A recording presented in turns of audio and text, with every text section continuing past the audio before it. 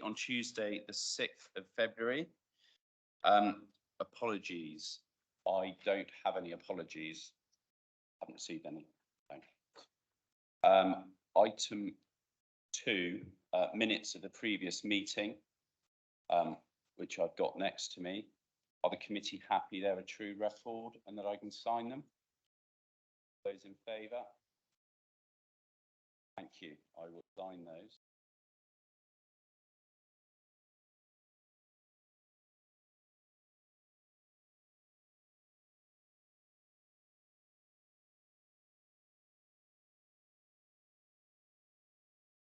Item 3, declarations of interest.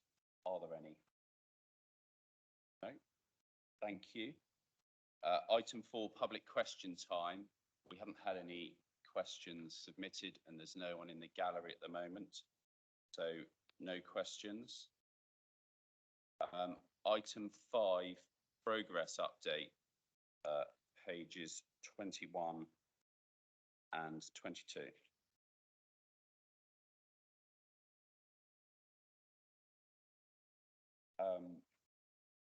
There is a couple of items from a year ago now. Leisure centres review. Do we have any update? Councillor Jones-Evans. Yes. Thank you, Chair, for asking about this. Yes, so I understand we are going to be presenting the paper, which is virtually written, but just the updated figures because January and February are big months. So I understand that.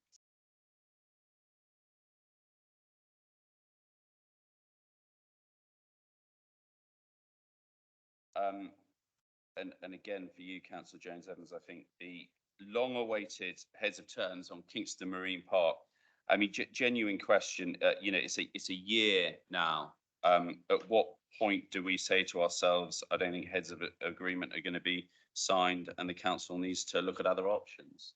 Well, I can report back that I had a meeting with the whole of the film studio team and investors 3 weeks ago with officers as well, and things are moving forward very well. We understand that both sides, our legal team, their legal team are actively engaged at the moment, so very hopeful. But as quite rightly, we need to be able to see when it's going to happen. It's very important for our economy, but very, very excited and very confident that they've got the right things in place, and we will work as a council with them to help them deliver. I think the outcomes we're going to get as far as investment into our island, as far as opportunities for improved skills, improved wages on the island, and the set jetting as well, that is the tourism associated with it. It's too big a prize to not give it our full attention. Yeah, no, thank you for that. I mean, I think my concern is it's only a heads of terms, and then if that gets signed, how long is it going to be before there's a contract? But no, I take the point. You're still optimistic that things are going to move ahead. Thank Absolutely, you. extremely. I wouldn't sit here and say that if I wasn't. And just looking back to 12th September last year, corporate plan refresh. I think the last update. Well, there was no date set for that. Are we any further forward on that?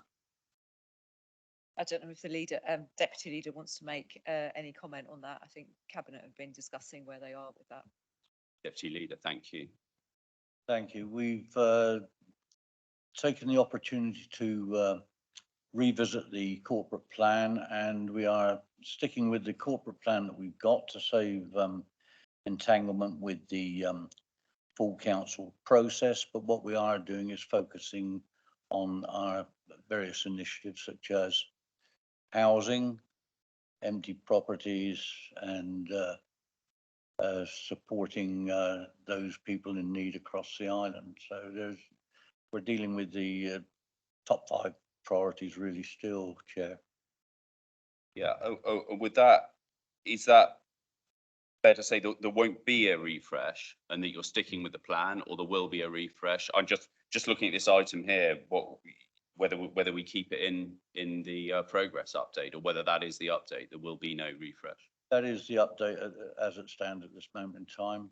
We feel that the council programme is quite heavily loaded at this time, and we're still sticking with the priorities. Basically, got a direction on where we're going with that, but also we've got to look at what's happened within the transformation of the authority with staffing, etc., and the amount of resource we got at this time. So I think that what we don't want to do is more pressure on our colleagues in the how can I say, in the staffing sector of the authority. Okay, thank you. Again, from September last year, so the committee requested a report setting out the findings and recommendations regarding the floating bridge. So as members of the committee know, we now have an additional meeting in the diary for that on the 27th of February. That will be a public meeting of corporate scrutiny, and we will be joined by the consultants who've been doing work on the floating bridge. So that will be a very useful opportunity to speak directly with them.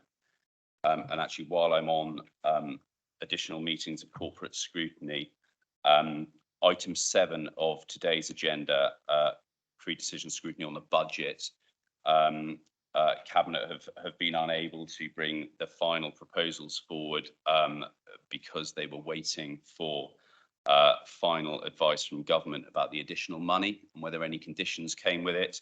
So there will be an extra Cabinet meeting next week. And we will have an additional corporate scrutiny committee next week on the 12th of February with the single agenda item, which is scrutiny of the budget. So item 7 today disappears from our agenda. I think that's it for progress update. Committee work plan, forward plan, page 23, work programme 37. It's probably a good opportunity for me to add another update, but I'll go to Councillor Mosdell first. Thank you. I've just got a question on the forward plan. I was quite surprised when the paper came forward that was actually by the Strategic Director of Community Services rather than a cabinet member regarding parking charges. I think it's in all my time as being a councillor really that a paper came through. I just wondered why that came forward under an officer's name rather than a cabinet member. It felt a bit like it because it was a tricky decision. It was put out in the, thought it was a bit mean actually on the officer who had to put the paper forward. I just wondered why that happened, why it wasn't done by cabinet. Yeah, so I'll invite either cabinet member or director if they want to respond on that. But just to update the committee, we did, although the committee are aware, update the public. We did attempt to call that decision in, that decision delegated to an officer. I've been told today that the call-in request has not been accepted. The reason given was that there was no written submissions about the intended decision prior to the decision being made. I was surprised by that because we had a call in early last year where I understand no written submission was made and we still got to call it in.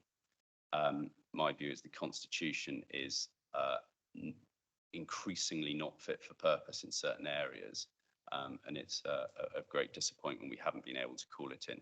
But there we are. Yes, Councillor Mosdell. Nobody answers. I think that brings my question into more of a point actually, that if things don't go through due process and by a cabinet member, actually it takes a lot of this corporate scrutiny function out of the normal process, because if it was on a cabinet agenda, then we would have discussed it as a scrutiny and it would have given us a chance to actually speak and discuss it and represent our residents at that point in time. Yes, so the call-in wasn't denied because it was made by an officer, but I take the point, and I think the timing of the notices were unfortunate in that it was in a period where corporate scrutiny weren't sitting. It was after December agenda setting, but I haven't seen and I haven't been told that there was any technical flaw in the process. So there's probably not much more I can say on that, unless an officer or cabinet member wants to say anything. Councillor Jarman. Battery here. One of them will work, I'm sure. Can you hear me? I can. Okay. So just to let you know that representations were indeed made twice in two meetings that we held with the 151 officer regarding setting of an alternate budget. Myself and Councillor Chris Quirk mentioned on two occasions that we would be including a move to have no increase on parking charges at all. So the representation was made directly to the 151 officer in two of those meetings. So the information you were provided that there was no representation is not correct. I don't know what form other than raising that with the 151 officer representation was interpreted to be. But it seems to be that it was directly made on two occasions. Yeah, so the advice was that it wasn't a written representation that was made. Look, I have a problem with the fact that councillors were not directly involved in making that decision, but I'm certainly stopping short of saying there was a technical irregularity. I don't believe that, but I think that the public would expect councillors to have a direct say in parking charges across the island because of the impact or potential impact it has on the high street, on the economy, on tourism, on cost of living. I would urge the council, and that includes councillors, to review that constitution as quickly as possible. That may get done as part of a transfer to a committee system. If we don't transfer to a committee system, I think we badly need to amend the constitution that is inconsistent and has gaps in it. Councillor Quirk. For practical reasons of timing, any changes to the constitution to move to a committee system will be just that. It will take where we are now and move it to a committee system. But I do think that it needs looking at, and I think we possibly should refer this whole issue of scrutiny of officer making decisions to audit committee, who are actually responsible for looking at the processes and procedures, so that they can take a longer term view. I don't think you can fix it in the change to the cabinet system to committee system, but I think it does need, someone needs to look at it, and the right committee to look at it is audit committee. Councillor Mosdale. Yeah, I just really want it noted, and I'll check the minutes next time, that I think it was a really slopey shoulder decision, that it should have been made by cabinet, and it shouldn't have had to fall on an officer's shoulders to make. You know, just because it's not popular, actually, that's still a decision that should be brought into the public domain to have more scrutiny and discussion. So, yeah, I just want that noted. Thank you. Thank you. And on the audit, on the audit point, I think if there is something that can be looked at by audit and governance, not necessarily on that decision in and of itself, but the way decisions, call-ins, etc., and the constitution works around that, then I'd be very happy if this committee would nod and say, let's push that to audit and ask them to have a look. Yeah, there seem to be nods around that. Yeah, sorry. Wendy Pereira, Chief Executive. Thank you, Chair. And it's really just a couple of points of clarification for the benefit of corporate scrutiny. So the leader delegated authority for the decision to be made to the Director of Community Services in a notice that was dated the 14th of December and would have been published on ModGov shortly afterwards. You'll be aware that there are no delegations of right for decision making in that respect to officers or individual members of the cabinet without the leader giving delegated authority. And as leader, that individual can delegate to a cabinet member or to an officer. At this particular point in time, the delegation was made to the officer, and the relevant notices were then placed on ModGov. I think in respect of the representations, because the decision was for the Director of Community Services to make the decision, technically the representation should have been made to that director as opposed to verbally confirmed with the Section 151 officer. But I agree that those issues need clarification in terms of the way things are referred to in the Constitution. Yes, thank you. And to make it as easy as possible to make representations. Yeah, thank you for that update. Is there anything, so I've looked at the forward plan, the work programme. Our work programme is fairly full. Councillor Love. Thank you, Chair. Yeah, I'm not quite sure this is the right place, but at some point I want to talk about the island's population in terms of migrant incoming population, and of course declining youth and work population, because I believe that we're now in a crisis of population because we have a large elderly population coming in. I don't deny that. And because people want to live a better life. But the point is that we need to rebalance our island's population, because we are running out of workforce rapidly, as we are experiencing right across the island. And I would like to see something going on to our work plan, because I believe that that's the biggest threat to this island moving forward in the next 5 years, where we run out of population, which means we run out of investable ability, which means we run out of money. And of course, that then links into housing and all of those things. So I see that as a major issue moving forward, because if we don't sort out our island population and rebalance it, as you will have all seen my email this morning, then this island is in big trouble moving forward, because we will be completely dependent upon a workforce that has to commute across Solent. So I'd like to put something on there which you can word better than what I've just said, described. That I did send everybody an email this morning. I feel that it's our biggest threat to our island's economy moving forward and our investability, because why would you invest here if there isn't a workforce to be able to deliver when we've got a declining and an incoming? So just wanted to raise that now. Okay, Is this the right place? I don't know if that's So that's sorry, Carl, that's what I was going to say. Councillor Molstone. So I do know that it's one of the things that on adult social care and health scrutiny is on the work plan for there. And one of the things that I think Councillor Lilly was going to bring a focus on. To be fair, we've been discussing it for as long as I've been a councillor. No one's ever actually made any decisions about it. But we do need to be careful if we're talking directly on elderly workforce and the care workforce and things like that, that it's directed in the same place. We're not duplicating work. So do think, check, I think it is on the work plan for adult social care and scrutiny. so. Chair, Go on, Councillor can I Love. just Yeah. clarify? So I'm not just talking about adult social care. I'm talking about our entire island's workforce across. And so I'm suggesting that what we need, and I'll put a motion to this effect at full council, is a task force which includes Solent local enterprise, government, MPs, etc. Because we cannot dig ourselves out of this population crisis that we're in on our own. That's the point that I'm making, and it's not just for adult social care. Okay. It's one element of multiple things that we need to do.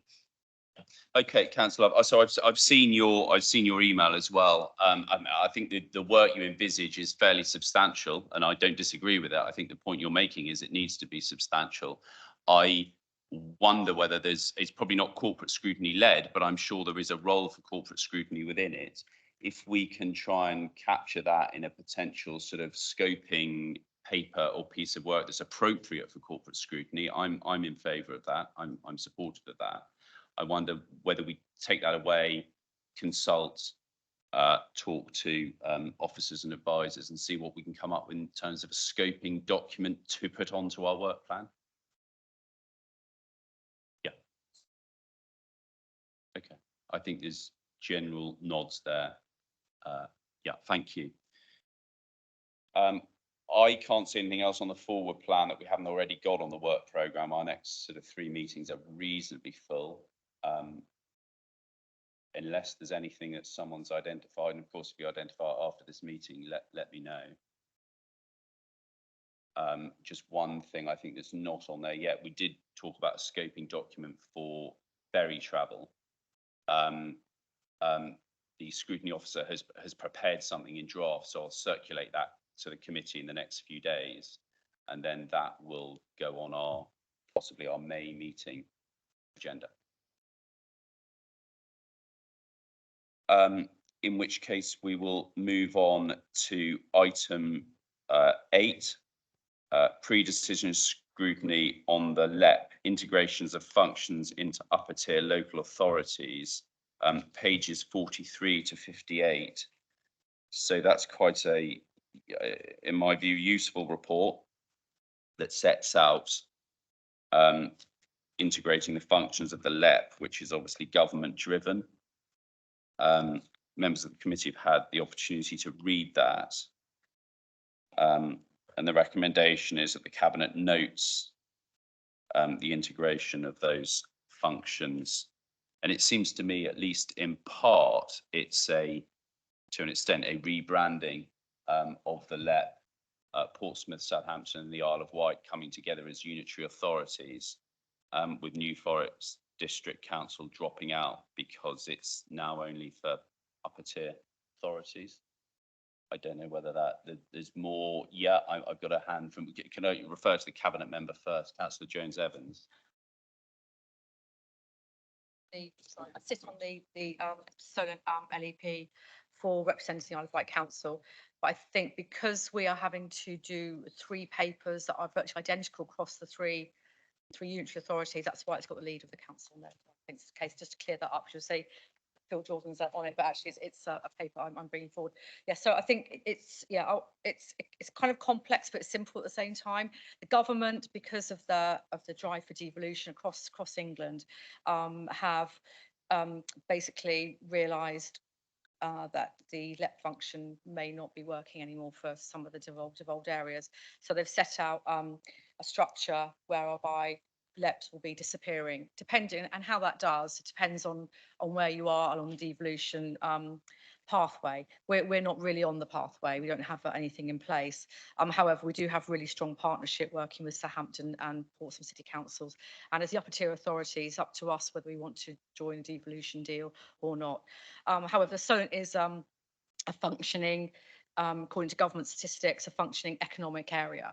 And obviously, you know, we over there and back all the time. People on the island are coming over here, so it's, you know, we know that Solent is an area to work upon. I think the LEP has actually been very good over the past 14 years. I think it's worked very well.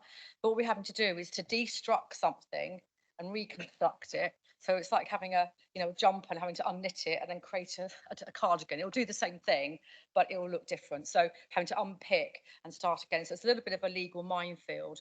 But this is really just to get us on track. So Solent Partners has been set up.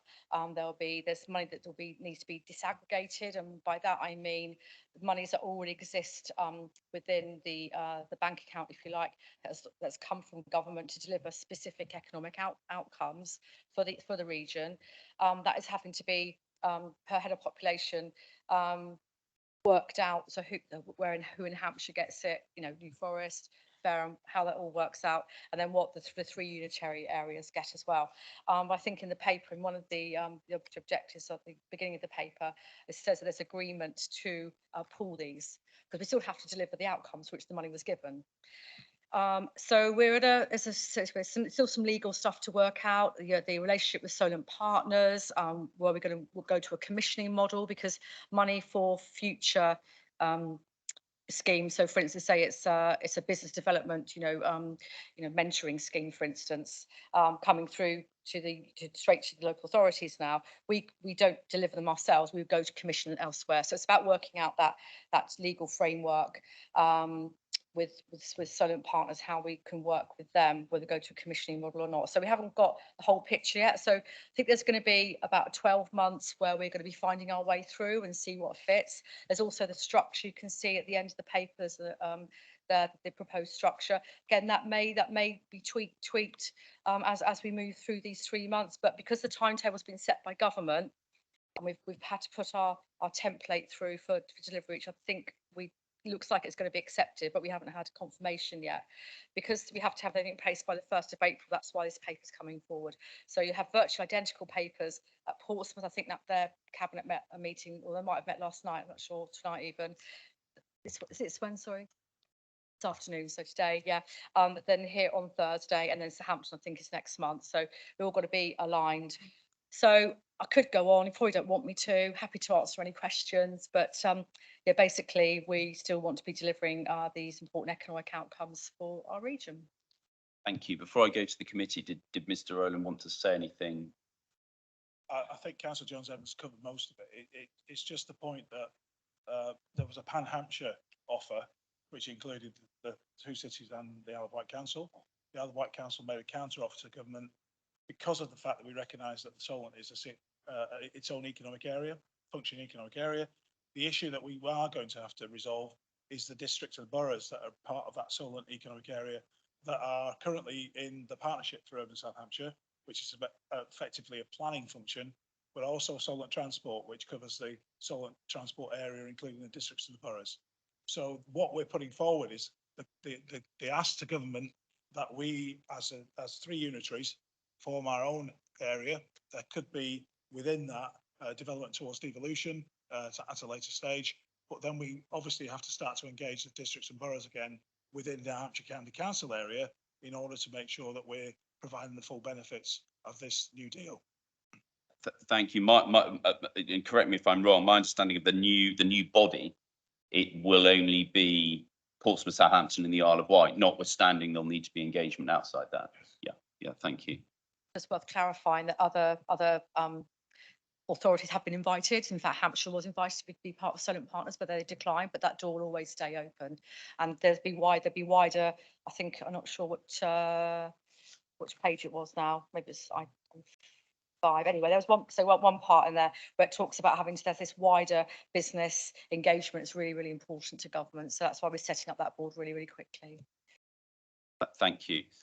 Councillor Mosdar. Yeah, I just need to sort of voice just a couple of concerns, really. It's always when the words pro rata are mentioned, always sort of worries me, really, because I think lots of people know my opinion that actually, we tout a lot that we're a unitary authority, but actually, if you look at the size of us compared to some district councils, we're in that horrible position that we don't have a lot of funding pro rata because the amount of our population, but actually, we hold some of the really big end things that we wouldn't have as a district council. So we have adult social care, we have children's services, those things actually that would be usually under the umbrella of a county council. So pro rata always worries me because I've seen what's happened with health. When you're playing with the bigger boys at the table, when you are dealing with pro rata, you can soon lose your voice and your identity. So it's just a word of warning, really, that we really need to keep a close eye on it, because we talk about ourselves being a unitary authority, but we're a tiny little unitary authority with not enough money going around because of the way the funding formulas are done. So can we just watch it carefully, please? Because I don't want us to get swallowed up and lose who we are. Councillor Quirk. A couple of questions and then a couple of observations. First question, on page 51, item 35, it talks about how we distribute the funds that are left in the LEP. And it says the best way to do this will be for it to go to the extent of 3 Solent members. And then later on, it says about a different way of doing it. And then it says the latter approach is the preferred option.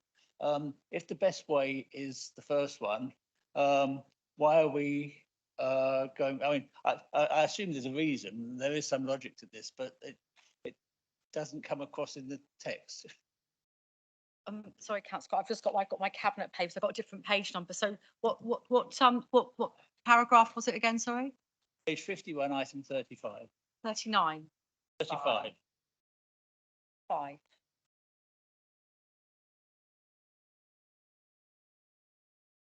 Yeah, I've got my papers are labelled differently to yours. Sorry.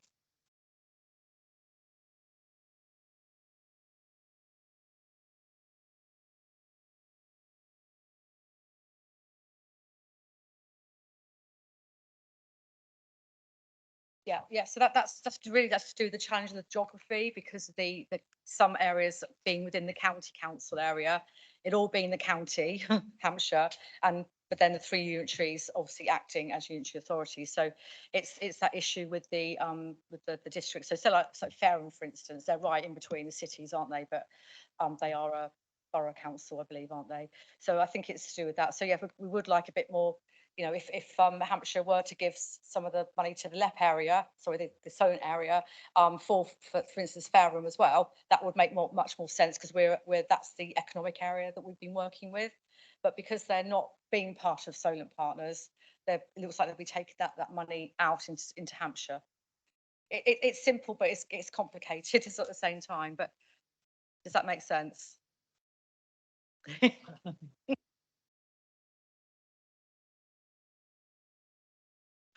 It was a good try. Right, Chief Executive, thank you. I just try and simplify it further, I think. If you think about the monies that are in the LEP pot, they are to be disaggregated to the upper tier local authorities. So you will have one pot of money that goes to Hampshire, and the Hampshire county geography includes all the districts and boroughs, some of which are within a kind of Solent boundary. So you have a pot that's disaggregated to Hampshire, a pot that's disaggregated to the Solent. What this is trying to say is that that money for the Solent stays for Southampton and Portsmouth and the Isle of Wight. And that if within the Solent boundary, something needs to be spent in the districts and boroughs that are actually linked to the county council, that it would be preferred for Hampshire to spend some of their disaggregated funding on those projects, rather than take it from the funding which is disaggregated to Southampton, Portsmouth and the Isle of Wight. And how do Hampshire feel about that? That's a conversation that's ongoing. So the cabinet report is about setting up the new governance arrangements. The disaggregation detail hasn't been sorted out yet, but absolutely right that corporate scrutiny may want to consider how they remain engaged in any decisions that are then made on how the disaggregation works at a future date. Yeah, so you envisage the disaggregation detail issues coming back at a future date for cabinet? So when you advise or suggest, this committee might want to consider how it remains engaged in that, do you have an opinion or a view on how we do that? I mean, should we diarise it for an agenda item in, say, 3 months' time? It's difficult to put a timing on it, because the disaggregation detail is linked to a government decision. It wouldn't be unreasonable to put it into your work programme, but we may have to flex at what point it then can come forward, depending on where we've got to in discussions with government about how the disaggregation is going to work. Okay, thank you. And if there are nods, I'll take the questions. But if there are nods around the committee, maybe this committee sort of remarks on this agenda item that there is a concern around the disaggregation, and we would urge the council, the cabinet, to seek agreement from Hampshire that money for the Solent geography, if some of that goes to Hampshire, that Hampshire spend it on the Solent geography. Thank you for putting that so succinctly. Those discussions have been had, but of course the government, when it gives them money originally, it does give it for that area. So actually, logically, Hampshire would have to still give it back, if you like, to use a simple term, back to that area, say Fareham, to be spent there, because that was what it's intended for. They can't go then, I'm going to have that money, I'm going to spend it in Basingstoke, because that would be against the original agreement for the money that was given by government. Good to hear. Yeah. I think we need to definitely for that to come back, because it's all very well saying that might not happen and it shouldn't happen, but we need a guarantee that it isn't going to happen. We need to know exactly the process. So Yeah. I think it's really good that it comes back and we look at it in more detail. Yeah, and I think just so picking up on what Councillor Jones-Evans just said, it sounds like Hampshire should be doing that. It's not really a negotiation. They should be agreeing to that, because that's where the money was intended. Yeah, okay. Councillor Lever. Oh, sorry, Chair. Just because to go back to what I think Councillor Quirks, feel like we strayed a little bit from that, but the original question was, my understanding of reading paragraph 35 was that the first option was the Solent LEP's preferred option, but not necessarily Isle of Wight, Southampton and Portsmouth's preferred option. And it's just we're just talking about a difference of priorities and views here, not that the LEP option is the better option, right? Is that correct?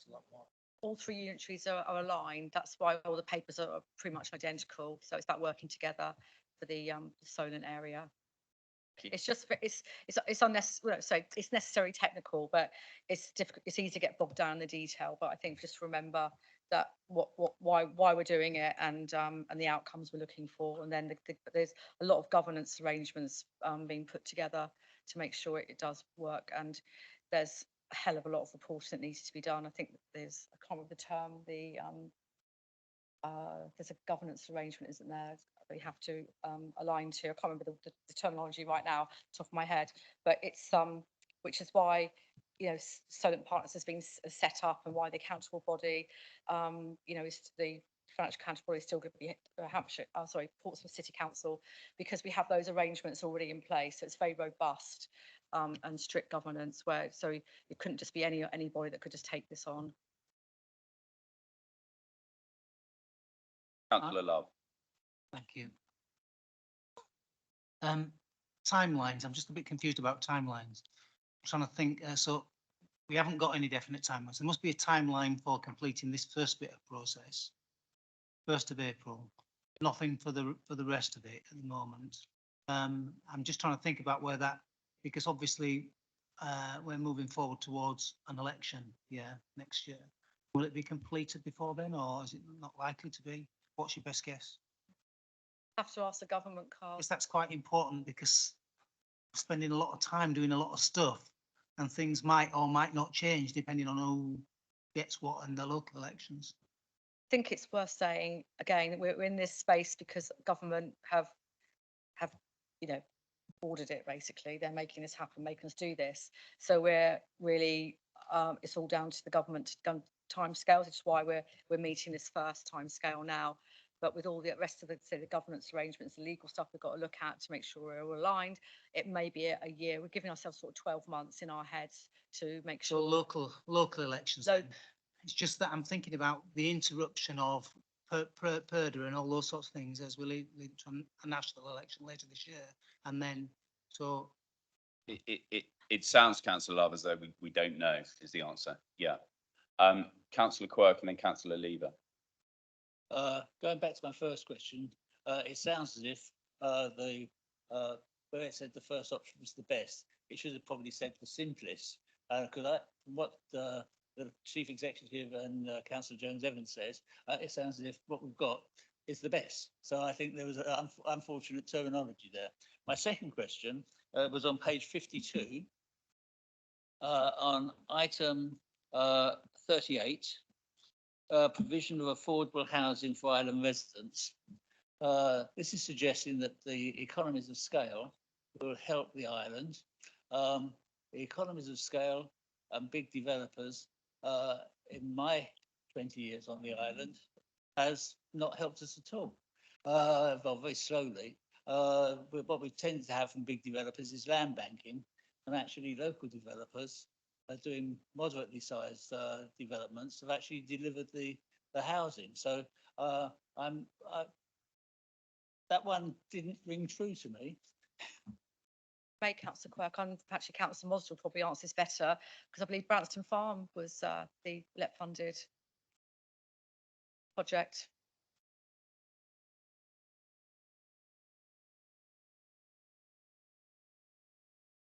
Sorry, Mr. Rowland, and then I'm going to bring in Councillor Downer before Councillor Lever. So, Mr. Rowland. Yeah, I think the point here, Councillor Quirk, is around economies of scale for supply chain of housing developments, and also about innovative housing solutions. So it is about, so we can support small developers.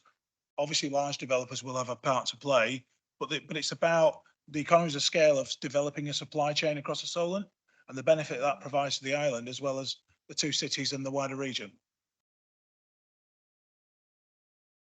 Are you coming back on that point, Councillor Mosdell? Yeah, just on that point, sorry, it's always astounded me that we have these conversations about housing and then we have presentations from our 151 officer, why we can't do any, housing and why things don't stack up. And then I am sat here looking about the great relationship we have Portsmouth and Southampton and stuff like that, remembering that our 151 officer is actually they're 151 officer as well, and they can actually manage to do loads of housing. So it's always the bit that goes like this in my head.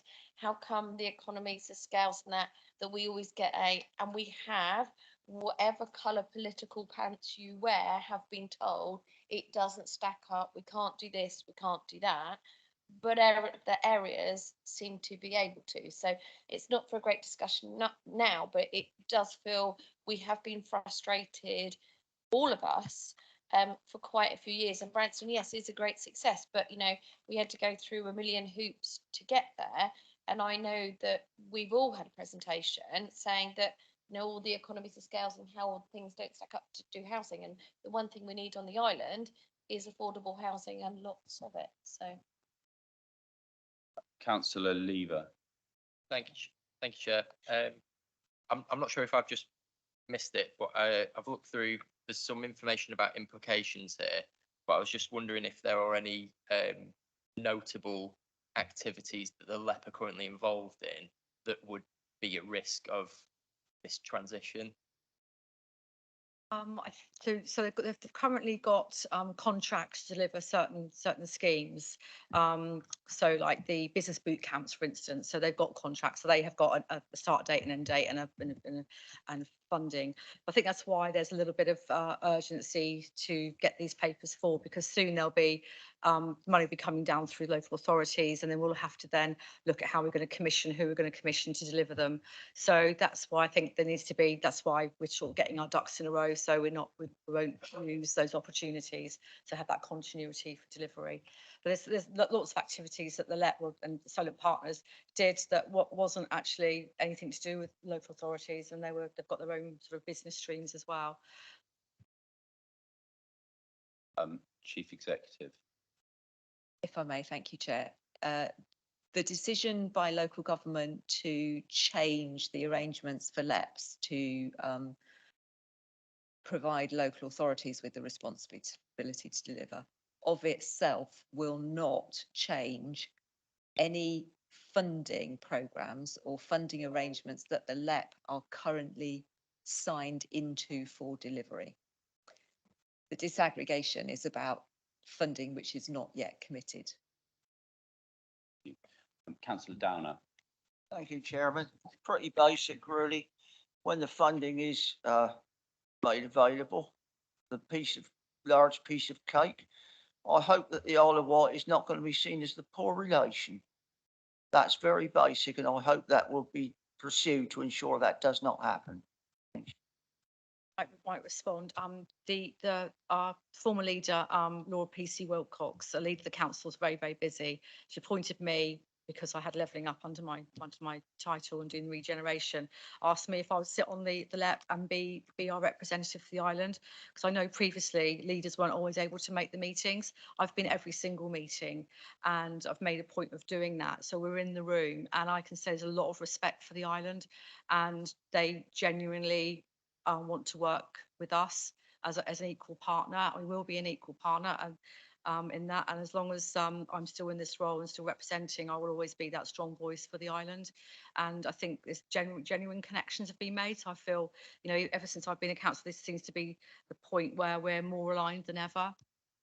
With the three unitaries, and can see how we can support each other. I mean, for instance, we're just doing a cultural strategy for the Solent area, which will really sort of help and feed into delivery of our cultural strategy that we got as well. Just for one thing, and we've also got the looking at a refreshed economic portrait as well of the whole Solent area. So all this data will be really helpful to us too for future funding bids and so on. So no, I hear what you're saying, and that's why I make sure I'm always there, because if you're not there around the table, going to bat for your area, then the voice can be lost. But don't worry, while I'm there, there'll be a voice there.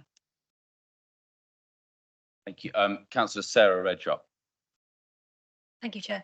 My question goes off the back of that really nicely, actually. I'm interested in how the governance will work, and particularly who will decide who are the board of directors for the Solent Partners. So I see there's a list here, and there's an independent chair, a vice chair, a non-executive director from local businesses. And there's also one higher education representative. This is point 18. You're really right about not being in the room and needing representation in the room, and if there's going to be one higher education representative, that person might not necessarily be representative of the island. It will be more skewed towards Portsmouth or Southampton, perhaps. So who will be deciding who takes up these positions, and is there any room for changing how many directors there are? There's, I think they usually sort of go out to advertise for positions. I mean, currently the LEP chair, or and the new chair of Solent Partners, is actually one of our local education providers. So we're in a really strong position at the moment. So obviously, when you've got a smaller board, which has got the obviously three chief executives and the leaders, that's going to be, there won't be, that will just be defined by who's in those positions. So the strategic board hub that's underneath it, and then the other economic planning group, that will have to be represented right across the three areas as well. So hopefully that will be, you know, fairly balanced. But at the moment, I think it is quite balanced. So it's just about, so it's about, we're sort of trying to actually unpick something that's actually okay. And it's just really hard to try and, you know, have to make a new thing out of it rather than starting from scratch again. I hope that's answered your question. Yeah, that also answered a sort of another question I had, which was about if there was anything about the current arrangements that you would like to change or see changed in the new arrangements coming forward. More money for the Isle of Wight, obviously, always, but yeah, I think we're moving. There's a bit of hiatus because we've had all these changes come forward. There's been a bit of a hiatus in having the funding coming down for projects, and you know, believe me, I get asked all the time, is there any LEP money for a project coming forward? So I'm looking forward to moving this on, so we can then start looking at disaggregation and delivering projects for academic development. Councillor Love. Thank you. I am really nervous about it, having been through the process which we went through for health and the island and the integrated care boards, where we don't have a real voice, to be honest. So so we need to learn from that particular situation, because there, to answer Councillor Redrup's question, is that we knew nothing about who was appointed. This predates the current cabinet member, but we knew nothing about, we were told who was going to be, because they had their favoured angles, favoured people for those positions, and we're just a small fish in the sea. I think the really important thing is to make sure that everybody understands what is happening with the process, including the public. So I don't think they understand anything about it whatsoever. This is a process which we don't have any choice in, same as what happened with integrated care boards, to be absolutely fair. There was lots of noises about you don't have to really be involved with this, but you didn't have much option really. And that's exactly what's happening here. So we will be a small fish.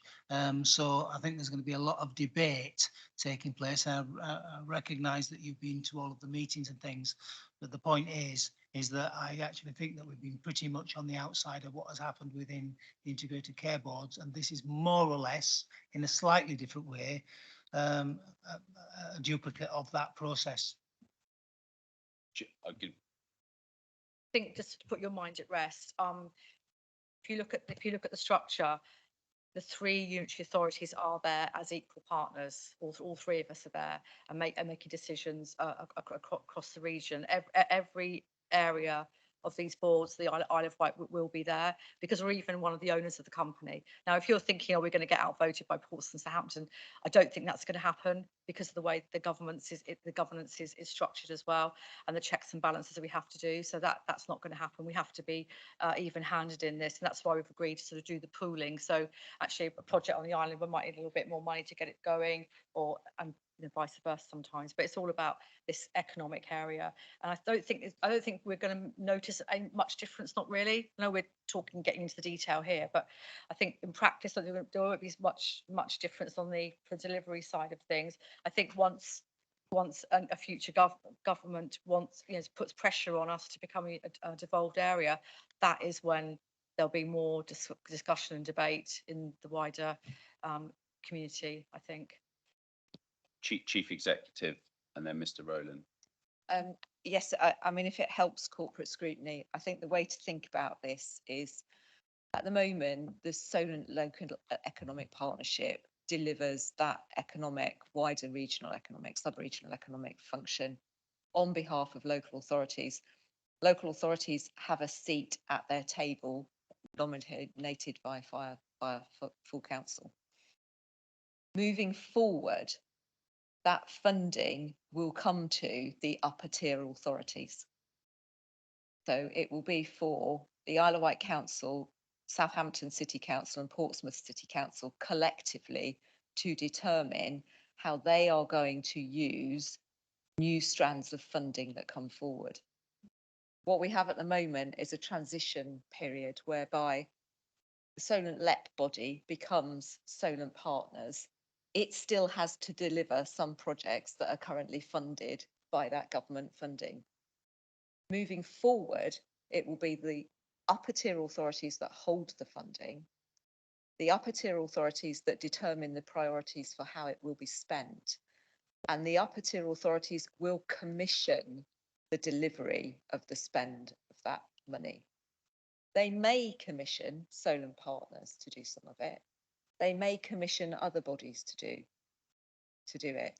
But this very much puts local authorities right at the heart of holding that funding and setting the priorities for delivery against it and commissioning others to deliver.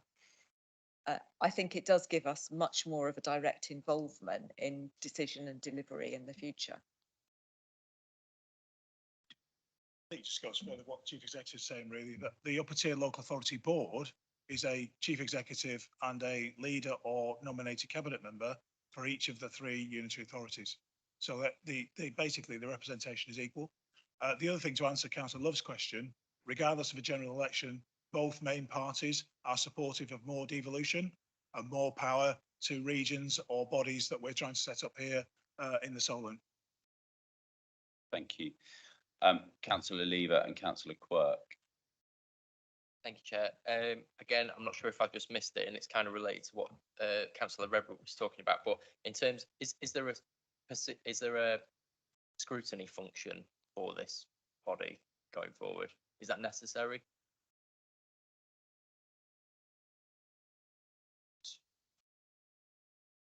Is it too early to tell yet? Chief Executive. Given that the local authority board will be set up for each local authority to be a member of, it will be for the scrutiny committees of each local authority to have a role in scrutinising how that board is operating and the impact of it and what it's doing on their local area. I think we've got that job, Councillor Lever. I mean, there may be, it looks a particular, there might be, say, a project the Isle of Wight Council wants to do. That may obviously come to scrutiny to look at that. So that's, yeah, just trying to sort of think my way around it. Councillor Quirk. On page 49, item 17, it's about the successor body to the company, to the LEP, and them being given work. Just a question of, it sounds as if this is suggesting a preferred supplier type situation. Is it? And if not, how does this square up with our procurement? A what supplier situation, Councillor Quirk? First supplier, but it's suggested, the way I read it, the item is suggesting that the body that Solent Partners, the body that supersedes the LEP, will be there as a facilitator for some of these actions, which sort of suggests a preferred supplier type relationship. And if it's not, I will be much happier, but Chief Executive. I'll refer back to my previous point, which is that whilst there are funding streams to still be delivered and Solent LEP are transferring between Solent LEP, Solent Partners, they will be the delivery partners for those funding streams.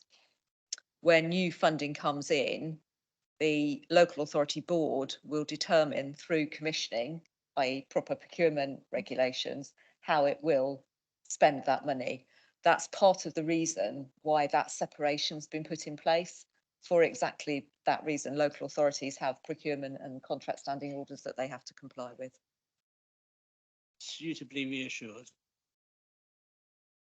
again, I don't have much more to add to the chief executive, but that conversation in question is still something that's been with the lawyers, because it's not been clear from government, the relationship with Solent Partners and the three unitary authorities. But I think Wendy's principles are right, that from the 1st of April, it will need to apply, competition law will apply. Yeah, another question, councillor Love. Who's paying for all this, by the way? Where's all the money coming from? Is it government money or are we paying for it? You just talked about legal people being involved. Who's actually funding it? This change? Chief executive. It's through the LEP, it's through the funding that the LEP currently holds. So there's no cost to the Isle of Wight Council in terms of this decision being made. I feel we've given that agenda item a good thrashing around, good scrutiny. Thank you very much. And there's a couple of points to take away on that, isn't there? In particular, how the funds are going to be appropriated for the Solent area. Thank you, Councillor Jones. Councillor Jones, your thank you very much. It's been really useful debate and questioning, and I'm really happy to come back in a few months' time. We've got a few more answers and answers from government to just update you. So I'd welcome that opportunity. Thank you. Item number 9, pre-decision scrutiny on council tax premiums on second homes and empty properties. So this is going before Cabinet this week, and it follows legislation which gives local authorities the power to put a premium on council tax for second homes and empty properties up to 100%. It's pages 59 to 92. And the recommendation, I think, is that the Isle of Wight Council, the Cabinet recommends to full, so I'm reading the recommendation here, that Cabinet recommends to full council that 100% premium be put on empty properties that have been empty for 1 year, on second homes, and another item on delegated powers to the Section 151 officer to implement that. Is there anyone who wants to say anything about that in terms of presenting? Councillor Stevens. You're very kind, Chair. Last time I was here, I sat here for over an hour and no one spoke to me. I felt very alone in a packed room. I just want to say that there are 6 options within the recommendation. So it's a fairly weighty little document with everything from impact assessments and what have you involved in it. But what I wanted to do with the recommendations, you've mentioned the first one, to adopt commencing the billing period starting 1st of April on 2024 for 100% council tax premium on homes that have been empty for 1 year. But also to adopt, part of the recommendation is also to adopt commencing the billing period starting the 1st of April 2025, council tax premium of 100% on the, I'll read it, 100% for all dwellings occupied periodically as defined by amendments to the Local Government Finance Act of 1992, in force on that date, second homes. And also that the draft council tax policy for second homes, long-term empty properties and determining discounts for certain dwellings be adopted, and that the council's Section 151 officer delegated authority to amend the council's policy of premiums in line with secondary legislation and/or statutory guidance as and when published in conjunction with the Revenues and Benefits Manager. So there is a little bit of latitude in there, obviously, and that's taken into consideration with various stages of properties, whether they're under a refurbishment, etc., etc. So these things, there's a bit of latitude in it. It's not strike and one strike and you're out sort of thing. It's actually, there are through the Revenues and Benefits Manager and indeed the Section 151 officer, there is a judgment there that can be called on an appeal or conversation, consultation with owners. So it's not that, it's a point, and it's been directed down through from central government, but I also think that, you know, we're not as draconian, it's not as draconian as first viewed. Yeah, just looking at that item C under recommend, so 7.7C, to grant the council section 151 officer delegated powers to amend the council's policy of premiums. I'm slightly unclear as to whether that means the section 151 officer could change the percentage. It is part and parcel of, okay, the not two buildings are the same, so you know it's dependent on the consultation. We have got the manager here and indeed the author of the paper, and if you want further clarification into that, because obviously I haven't gone down into that depth, and I wouldn't like to mislead the scrutiny committee, but it is my understanding that it's due to the various elements of house ownership and the availability of the house. So if you'd like to. Yeah, thank you. Councillor Mosdell. Helen. Sharon. Sorry. Sharon Betts.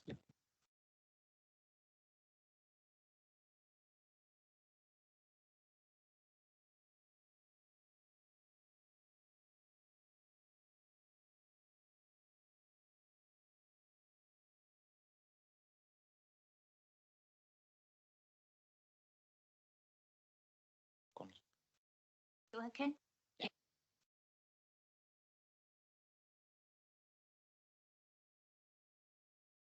I don't think it's not working now.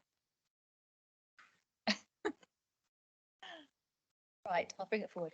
So just to clarify, the reason that we're asking for the 151 officer to be given authority to amend the policy is because the exemptions within the paper that are listed, so for some examples where we're waiting for probate if the property is empty, if the property is a rented property and the landlord's waiting for a new tenant to go in there, these are some of the exemptions to the premiums. And that legislation, that guidance is not through yet. So what we're asking for is that the legislation that's already been agreed with regard to the premium being applied to empty properties where they're empty for more than 1 year and where the properties are second homes, that be agreed. And then when the guidance comes through from government around consideration of the exemptions, which I think are all very common sense and were agreed as part of the consultation, that then the 151 officer has agreed to include that in the council's policy. Thank you.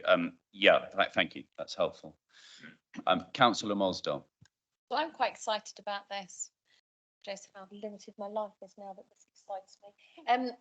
I made quite a thing about this about 18 months ago, saying in full council, you know, this is what we really need, and got quickly informed, well, it's not legislation. Well, here it is, it's here in front of us.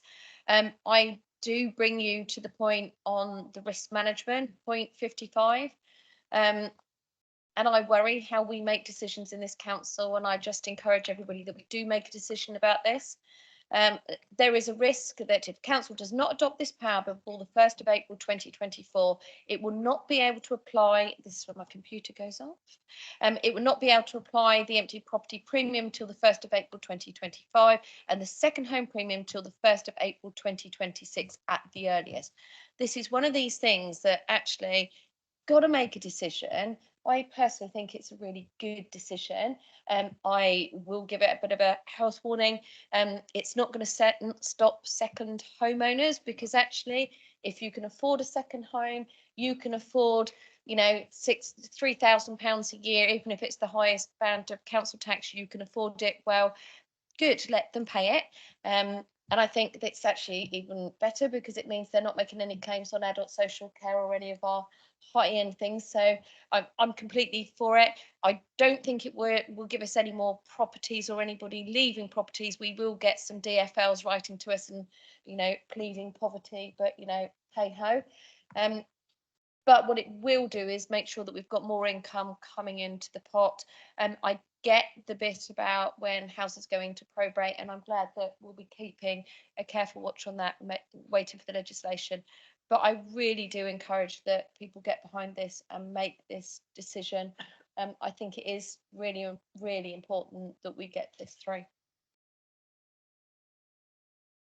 Councillor Quirk.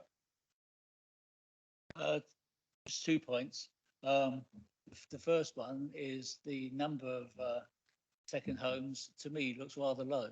And maybe we should be doing some research work just to try and identify all of the homes, because in some parts of the island, every other house is a second home.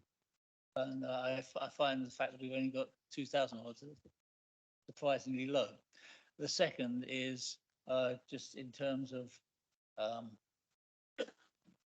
capturing it. The wording of the legislation will be important because there's an exemption if you can't use your property for 28 days a year. And I can quite see some clever lawyers somewhere saying, let's put a restricted covenant on your property that you can't use it during February. And suddenly that saves you £3,000 a year, and there'll be some clever firms just advertising that as a service. But the principle's right. We need to have homes for islanders. Yeah, I think you touched on an interesting point, Councillor Quirk. I think I agree with Councillor Mosdell. I don't think this is going to free up homes for islanders. It's going to generate revenue. Councillor Love. Yeah, I mean, we're pretty much all, I think, all on the same page really around this. I think the thing is there are ways around it. It might release 1 or 2 properties. It might release a few properties. It probably won't release a lot. I think we just have to play it by ear and give the officers the freedom to be able to do to manage it in a way which is appropriate. Have we got enough people to manage the scheme? There's, we've got that covered, have we, in terms of a council? But I think the thing is you're quite right. I was thinking about, all I have to do is just rename it a holiday home, and I'm not quite sure how that all works in terms of how it will be managed legally. But I mean, but that'll all come out in the wash. I think let's really be honest about it. We need the revenue from it as a council. That's why it's been done. It's been done because we're in a financial mess. It will give us some additional money. The secret is to spend that money in a way which is creative for the island. And for me, if we're going to get extra revenue off this, then that money needs to be going into our housing need in order to attract that population of workforce that we need, etc. So I would rather put my efforts into, I know a lot of people will be unpopular with a lot of people, working out how we're going to spend that estimated 4 million, is it? Something in that sort of region. It might be less, it might be more, who knows? But I think that's what we need to do, is to say, we've got a pot of money that we can see that's coming. Let's be creative about how we're going to use that money moving forward to generate more housing. As it's coming from housing, it seems logical to put it into housing. Sorry. Councillor Mosdell and then Councillor Redrow. Completely agree with Councillor Love there, completely. I just want to know, have we looked into the costings of how this is? I know we say that we've got people to actually manage this system, but, my fear is if, you do have a second home, you'll suddenly think, do you know what, I'm going to quickly become an Airbnb, and I'm not rent it out for the whole of the summer, but I'll make sure it's rented out for the months I don't really want to be there. How are we going to manage and keep an eye on that without it costing a huge amount of staff time to do that? Sharon Betts. Thank you. Thank you. If the properties, then I'd refer you to paragraph, I think 24 on the report, that talks about properties that are dealt with as sort of commercial lets, as far as holiday lets are concerned. So the government have sort of filled a loophole there and put some extra restrictions in for properties. And so if if somebody is letting their property out, then they have to provide evidence that they're letting it out for 140 nights. And the change in legislation, which came in latter part of last year, was around that they have to show their cash flow as well. So it's not only about showing the website and their bookings, they've got to show the money that comes in from it. So there's a bit of a catch there. So either you're going to stay in the council tax space and you be classified as a second home and pay the premium, or you're going to run your property as a commercial opportunity and obviously pay the business rates from that property. Thank you. Councillor Redrop. Thank you, Chair. Something that isn't mentioned here that I don't know if it's relevant, but there are landlords on the island or second homeowners on the island who rent out their rooms to lodgers, but they still use it as a place for them to come and stay when they come back to the island. Those lodgers obviously pay rent, and then the council tax is folded into the rent. Do those cases factor into this? What would it still be a second home if they're making an income from lodgers? Technically, if they're retaining a room in what I would call a shared house, it would be an HMO, because the individual who is renting doesn't have sole occupancy of the property. So when we're looking at council tax liability, we would look at the owner. The hierarchy is around the owner of the property. So the owner would be liable, and we would look to see where else they were resident. So it's about, where do you spend the majority of your time? Where do you have your doctors? Where do the HMRC send their letters to you? And we check all those things out as well. So if somebody was contesting that, what we thought was their liability, we would have means, and I'm not going to say how, but we have means of checking out where that individual's main residence is through the items that I've just described. Thank you. Councillor Mosdale. Can I just say, everything that, I will call you an officer because I still used to doing that Sharon Betts gets involved with is always done really well. The reports are really well written. There's real clarity to what she does. And reading this paper always makes me feel real confident that, I know she's sort of sat in the background, but that she is involved in this because she does an excellent job. And I think sometimes we need to make sure that good officers are praised for the hard work they put in. Thank you. Councillor Redrop. So I had one other question. On the options put forward, one of them is to implement it in the billing period from 2024.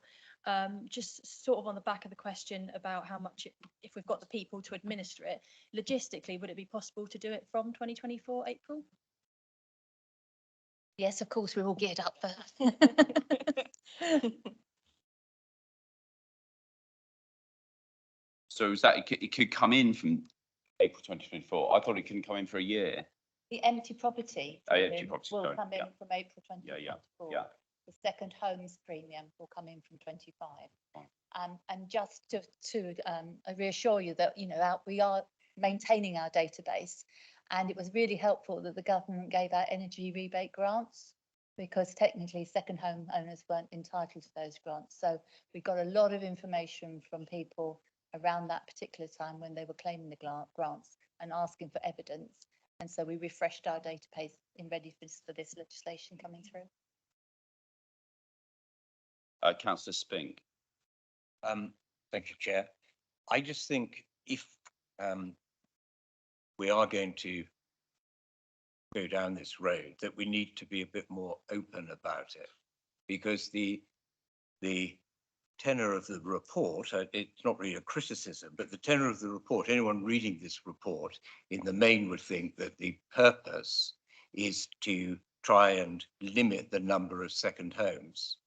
And really the committee is really of the opinion, it seems, the majority of the committee is really of the opinion that that's unlikely, and I agree, it's unlikely really to affect the number of second homes, and it's unlikely to therefore result in more affordable housing or in any way help the housing register. And I just think that we need to be a little bit more open about why we're doing it. So if we're doing it to support income for the council from people who can afford to pay it, so be it. But I don't think we should dress this up as a solution or even a partial solution to the housing crisis, because it's not, in my view. Yeah, I think I agree with you, Councillor Spink. It's fairly obvious it's a revenue generating decision. I mean, my own view is that, you know, taxing is never exciting, taxing people, especially doubling someone's tax overnight, whoever they are. I gave an opinion last time that I thought that year one, maybe a 50% increase followed by a further increase in year two. And that would give the council an opportunity to review and understand any unintended consequences of levying tax. Then indeed, it would give the council an opportunity to review whether it was indeed freeing up homes. But that doesn't seem to be the view of this committee. Councillor Lever, did you have your hand up? It was just to come on that. I guess that's perhaps a point of interpretation, because paragraph 31, the council intends to take full advantage of the power within legislation to gain additional revenue to fund services for island communities. I think that's pretty clear that that's what this is intending to do, right? If I may, Chair, all I'd say to that is I can point out numerous paragraphs where it's also said that it will result in more affordable homes. So, and I think most people take the view that it's being introduced to try and solve the housing crisis. I think that's disingenuous. I think we all know why we're doing it, and it's to get much needed money in the coffers. And I don't think it would be right, for example, to see a platform being set up that this is a positive move to sort out the housing crisis. I think the public needs a bit of honesty as to why we're doing this. I'll take that point, Councillor Spink. I think all my point was, it doesn't sound like we're trying to cover that rationale up. That is clearly there. I think what we're saying is maybe downplay that aspect of it slightly, because we're not sure yet if it's going to result in that or not, right? Yeah. Councillor Mosdell and then Councillor Love. I don't have any problem with this happening at all, and I can also give everyone absolute assurance. If you went to buy a property as a second home anywhere outside the UK, anywhere in France or Spain, etc., would laugh in your face if you asked for a discount because you were well off enough to buy a second home. You certainly wouldn't give you 50% discount on your SUMA or your council tax or whatever like of local revenue in collection they were taking. So, I think we've been quite lenient in this country to let people get away with it as long as, so whatever the revenue comes in for, we do need it, and we shouldn't have been going this long actually not charging full council tax on second homes. That's my personal opinion. I'm not sure where the idea of a discount's come from. People with second homes are already paying 100%. Councillor Love. Yeah. Thank you. Yeah, and I think we're probably going around in circles, but I agree with you totally. I think my point is that if we're getting some money in from this, that we should actually be, perhaps as a second stage following on from this, targeting some of that money into affordable housing. So I'm not going to be held hard and fast here. 2 million of it goes for affordable rented, because it's rented that's the issue.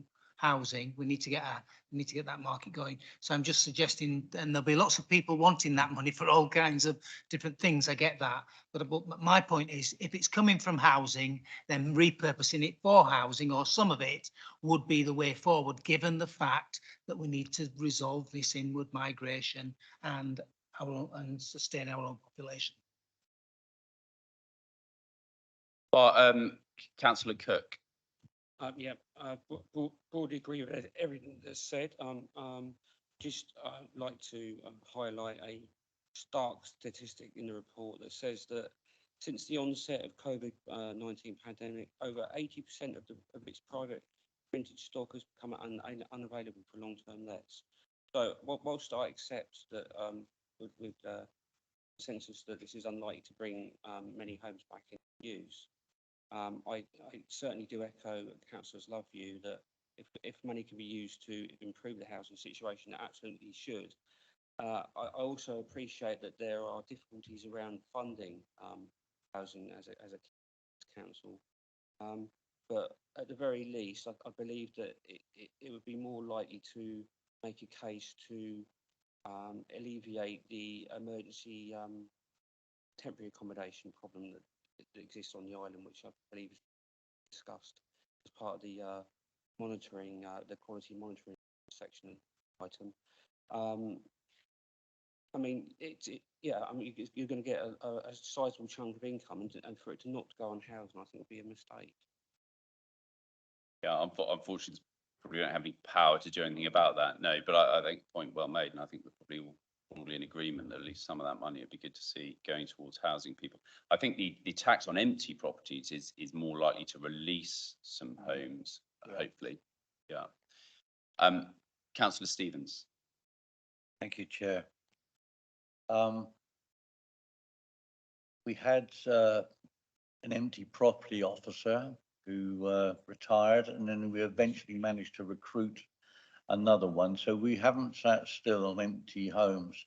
In actual fact, there seems to be a reluctance across the board in people coming forward to release their empty properties for affordable rent or rents that we can even assist with. And this is whilst we've been struggling with that, and because we've had this situation with reports of a vast amount of properties empty on the Isle of Wight, but no one's really has come forward in a meaningful way to assist us to get some of our residents in temporary accommodation into other accommodation. So that's a situation. I would hope that because we've sent letters out to empty property owners, etc., around the Isle of Wight over a period, with once again a reluctance to respond. I would hope that this might assist us in trying to lever some of those properties back into use. I'm a great believer in what Councillor Mosdale's already said. I think that this is a way forward.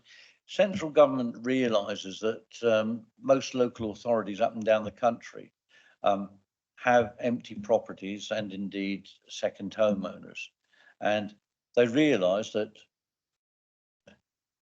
local authorities are battling against the tide with finance. And I think that what we've got to realise is that this is one element that has been recognised and wrestled with through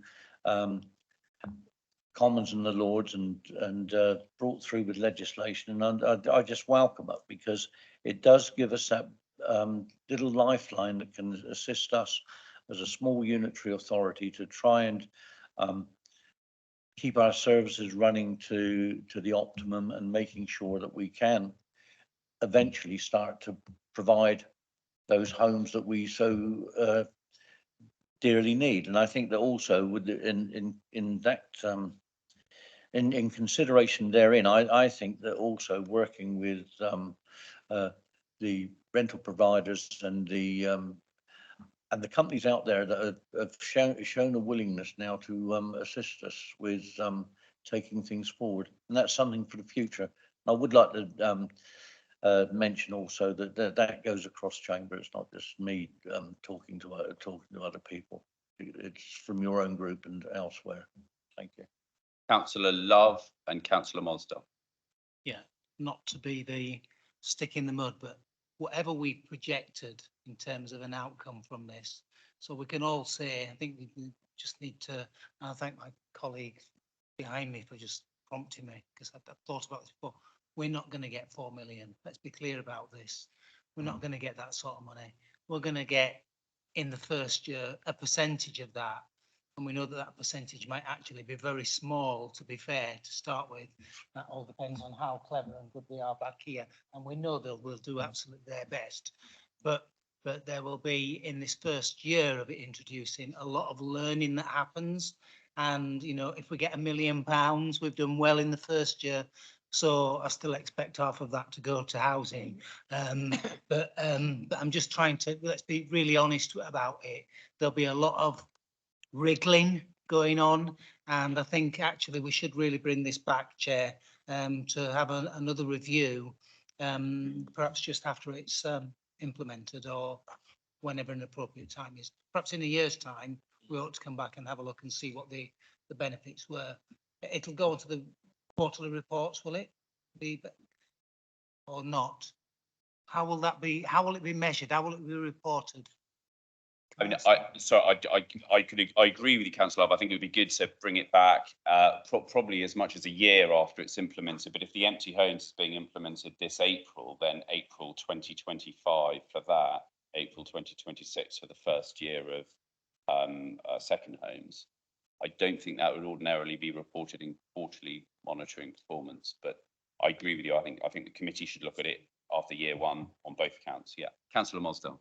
It's just something that I need to make clear publicly as well, and I think it's a message that we need to give as this council. This is a really good report, but actually we're not anti second homeowners. We don't want to get like some areas that go, we don't want second homeowners, because actually come and use your homes, come and spend money in our restaurant. You know, these are people who have got money to spend, and I have to say, if I put my trade hat on, usually second homeowners spend lots of money with the local trade people within the community, and they pay on the nose. They are really good. They come and do their properties up. We just want them to, if they've got a home here, use it more. Don't make our towns like into ghost towns in the winter. Use them more, but they are welcome. I think that's the bit thing we need to do. We do get areas you look at and you think that they're not welcome, or they actually are, because second owners do bring stuff into the communities, and they do go out and they do spend money as well and put back into the economy. Thank you. Thank you, Councillor Cook. Thank you. Anecdotally, residents would believe that there are a lot of empty homes across the island, but according to this report, it only identifies 65, which seems extraordinarily low. I wonder how much confidence there is that that is accurate.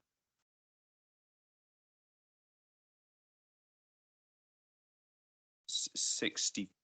Where did it? Item 20, the table there, it collates the various bands of empty homes. So I think that's properties that are empty between 1 year and 2 years. Oh, so okay, not sorry. second homes. Yeah, Okay. and there is already a premium on it, empty properties that have been empty for more than 2 years. Oh, right, sorry, yeah. Okay. thank Although you. I agree with you, even on that statistic, it does seem quite low. Yeah. Okay, thank you. Yeah.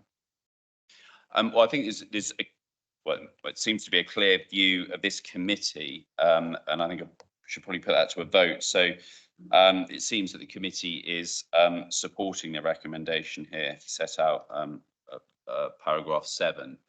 All those in favour? Thank you. Thank you very much. Item 10, quarterly performance monitoring report, pages 93 to 158.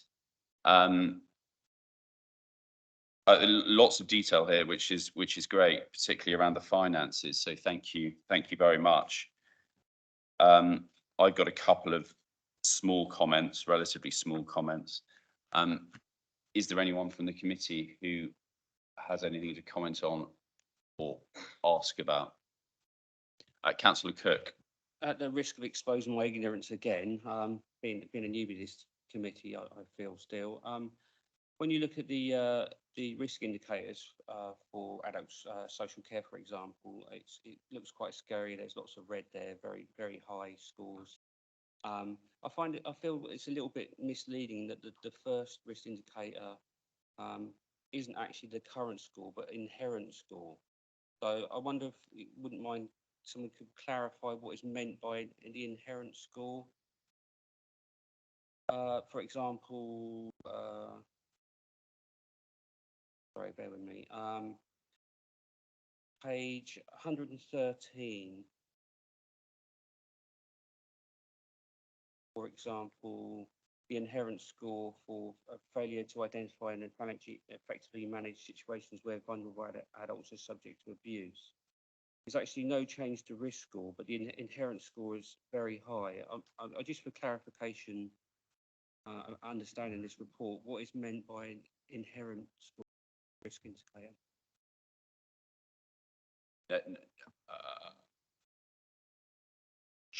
Who's fielding it? The Bulls. Okay, yeah, okay. Yes. Councillor Andre, Cabinet Member. Thank you for the question. I'm quite happy to take that. As we know, this is the quarterly performance report. So the inherent score is where we started. And so every quarter the report comes out. So we have our targets, and inherent is where we were and where we want to get to and where we currently are. So does that help?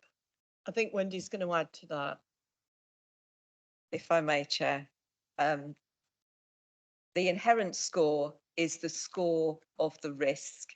If you take it as being in existence with no mitigations and no actions in place to address the risk itself.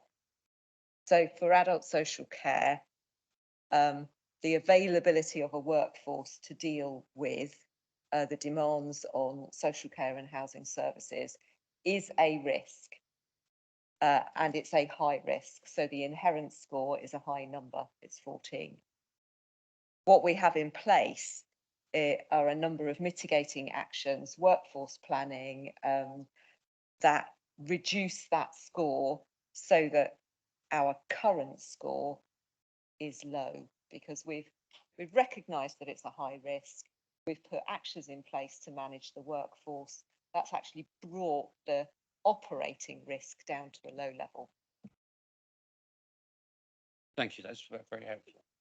Yeah, I think that's a good question because it's not immediately obvious from those labels. Yeah. So just for clarity, that score has never been 14. That score would be if there was nothing else in place. So the cabinet member was saying, well, that was because of the period it was the score before. That hasn't ever been the score, is it? That is the score if there was no mitigation put in place. Right, thank you. Any other comments? I mean, I've got one, page 149, the disabled facilities grants approved. There's a graph there and then 2 bullet points. It says coupled with the carry forward approved amount from 22 to 23, the current live approved value of cases is approximately 2.2 million, whereas the budget is 1.8 million. Is that a budget concern there?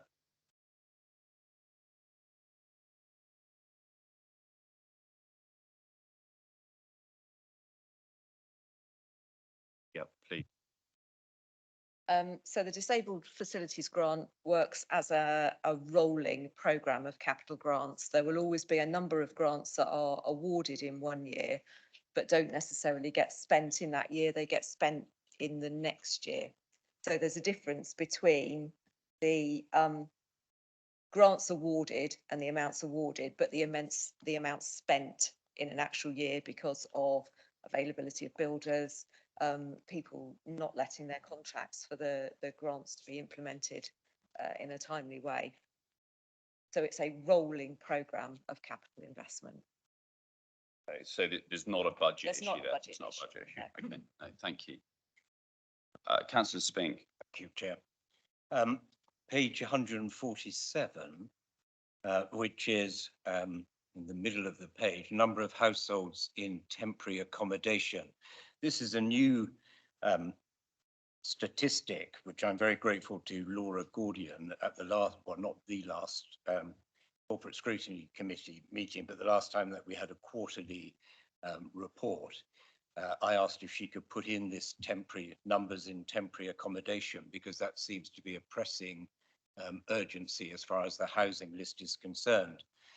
There is only, I say only, I'm not saying that that's not important, but in terms of the scale of things, there are only 242 households in temporary accommodation. Now, 242 houses that we would need to build to take people out of temporary accommodation doesn't seem to me to be unachievable. And I just wondered if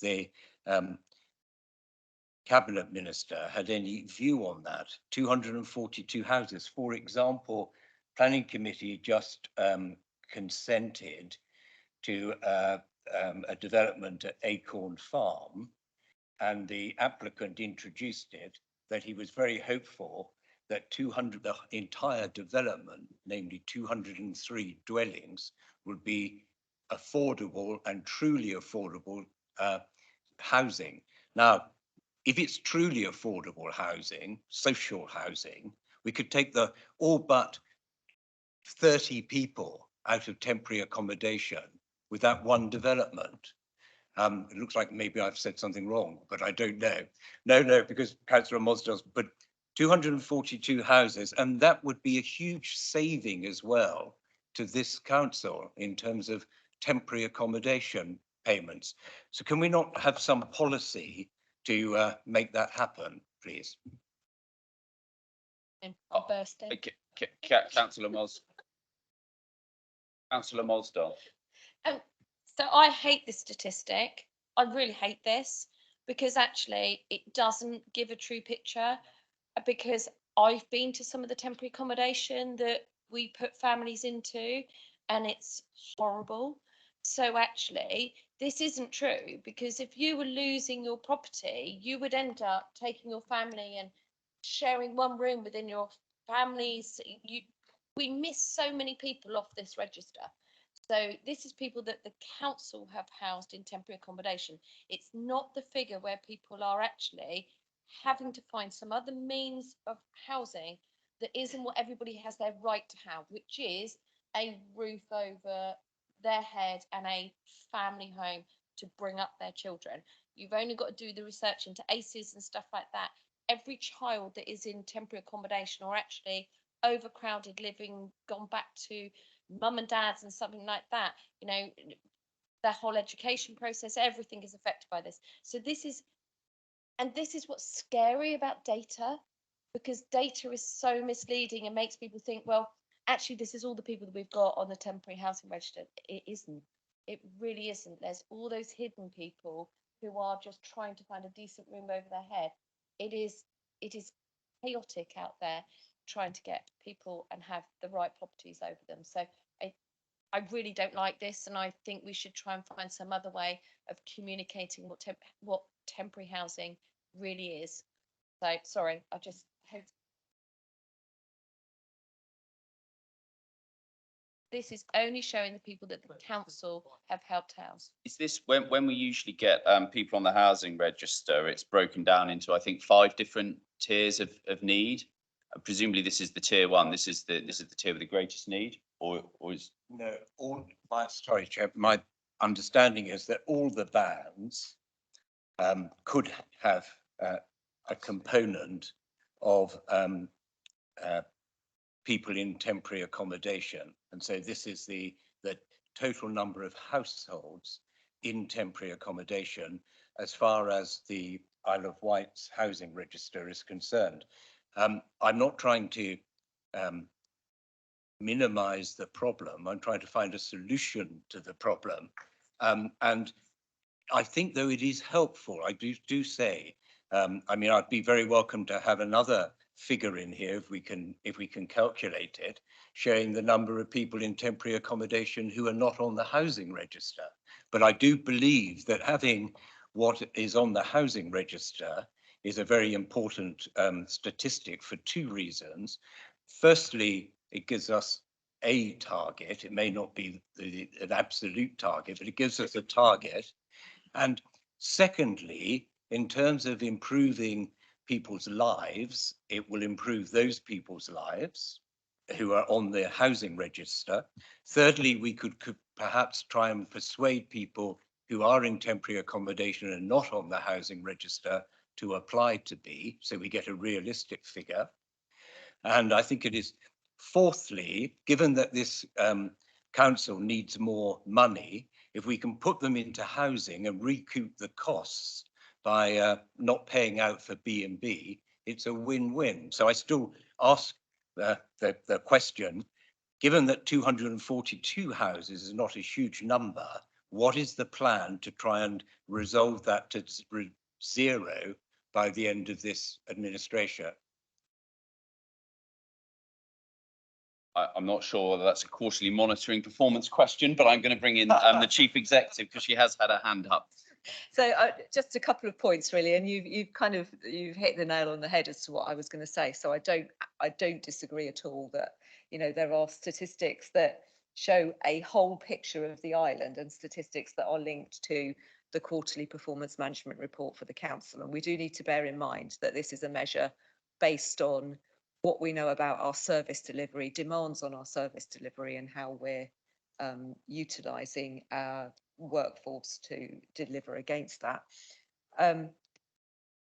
It's an interesting question around, could we expand that figure to include the hidden homeless temporary accommodation? I'm not sure we could, because I'm not sure we know what we don't know, and I don't know how we could know what we don't know. And I think that's, you know, that's a really good, it's a really good example of the bigger picture of housing. And then I think the only other issue I was going to make was that word of caution of straying from, this is about the quarterly performance management report as opposed to housing strategy, housing delivery. I accept that they are linked, but. Are there any other questions on the report, Councillor Redrow? Thank you, Chair. Just on the back of that, the data here says that the vast majority of those people are in band 3. Would it be useful to also have some more data about how long they've been in either homeless or temporary emergency accommodation? Anecdotally, from a resident in my ward, I know of someone who has been in temporary accommodation for well over 10 years, and her banding meant that she wasn't prioritised for properties. So are we banding people appropriately or quickly enough? Thank you. Yeah, I would add to that, it's a slightly interesting use of the word temporary if somebody's left somewhere for 10 years. Yeah. Is there anyone who can if you take that? would like us to, we can pick that issue up and seek to include additional information in the next quarterly report. Yeah, thank you.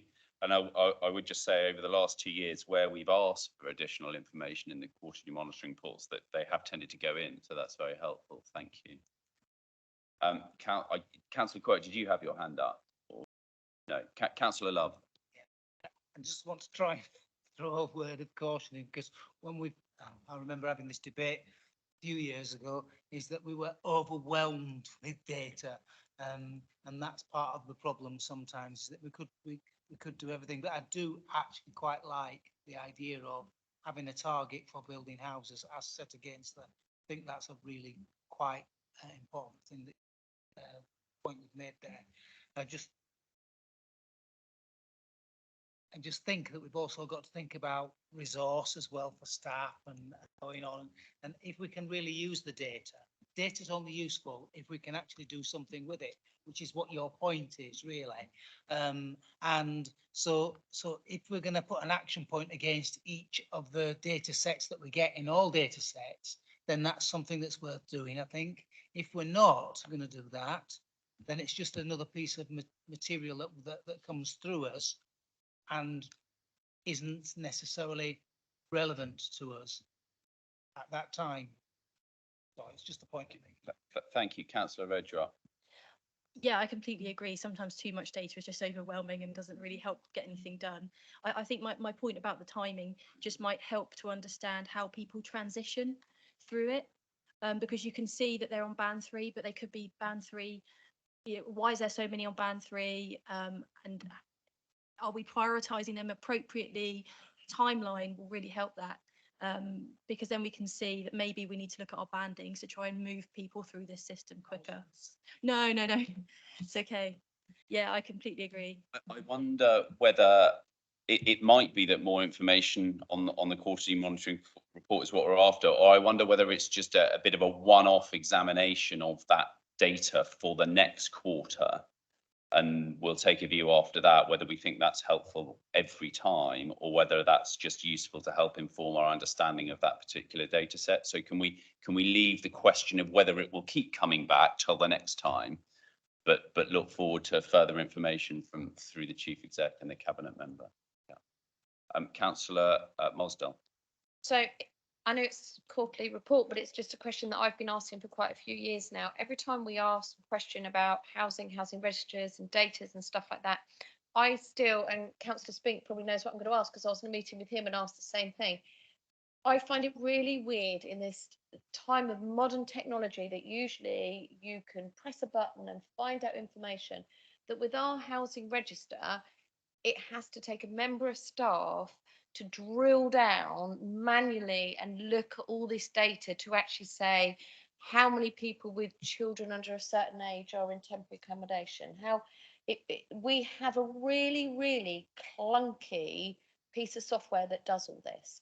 And I'm sure it would help us to actually make more decisive decisions with housing, what we're building, what we need without, if we could look at investing, I'm not in for investing, all singing, all dancing systems, but definitely every time we ask questions about the housing register and the data, it does take somebody manually to find out their information. There must be other councils out there that are using an all singing and all dancing system that, because you do fill in a register, we do have this information, but extracting it from our system has to be done manually. And I find that really worrying that we don't invest in something so important. I hear a donation. Councillor Spink. I agree entirely with Councillor Mosdell. We were in the same meeting, and very briefly, another example of how perhaps if we had a slightly more sophisticated or automatic computer system, it would help us, I think, to address the housing crisis in a more effective way. So, for example, if you look at page 143, band 2, at the bottom, towards the bottom of the page. So people in band 2, some have severe overcrowding and some have severe undercrowding or underoccupation. Now, surely our computer system, and this is something that Councillor Jarman raised quite some time ago, surely our computer system could have a system where it could match those people to do a swap. It doesn't mean necessarily that we have to build houses. We may have to build some houses. It doesn't necessarily mean we've got to build new houses for all of those people. There must be possible for them to do a swap, or for us to suggest that they swap if we had the computer facility. And this could revolutionize our position. It may not be a scrutiny question, but sometimes you have to ask questions as they occur to you and when they're important. Yeah, thank you, Councillor Spink. Are there any more questions on the report? If not, we will move on. Shakes of the head. So thank you very much. We'll move on to item number 11, members' question time. And I've got in front of me 4 written questions from Councillor Jarman, who is also in the room, not on the committee, but in the room. And they've been circulated to the committee beforehand. I think I'll take them in turn. The first one relates to the Military Road. Yeah, number 4, MQ04/24. It's quite a long question, and it relates to council policy over intervening in coastal protection, specifically in relation to the Military Road. I don't propose to read it out, but Councillor Jarman, if you want to summarise or add anything before I hand over to... Can you just note that is a joint question from the Conservative group? I can note that it's a joint question from Councillor Jarman and Councillor Mosdell.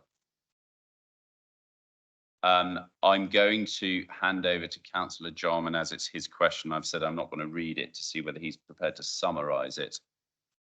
I'm happy to summarise our question, Chairman. First of all, recently there have been a number of press announcements which have quoted the Isle of Wight Council policy regarding the A3055, known colloquially as the Middle Road. There've been a number of those press releases from the council which have mentioned that policy. It also sits on our website today. I've checked actually during this meeting, and it is there as a statement published by us jointly with the Environment Agency in 2010, following a number of draft versions that I also found online. It was also mentioned recently a number of planning issues where planning committee have mentioned it, and you'll recall there was one planning application for potential work on that road, which was rejected because of that policy.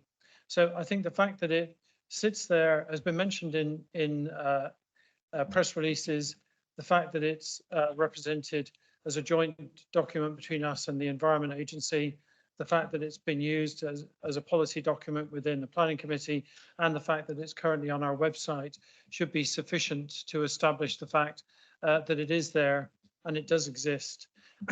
It has, in its usage, brought up a number of issues, one of which is the reference to a clause in it which specifically relates to a lot of the military road, which is a fictive designation as no active intervention. That clause is a problem, because if we as a council would wish to consider anything other than that policy, we would need to revoke that policy so that other options could be considered. And that's the essence of the question here.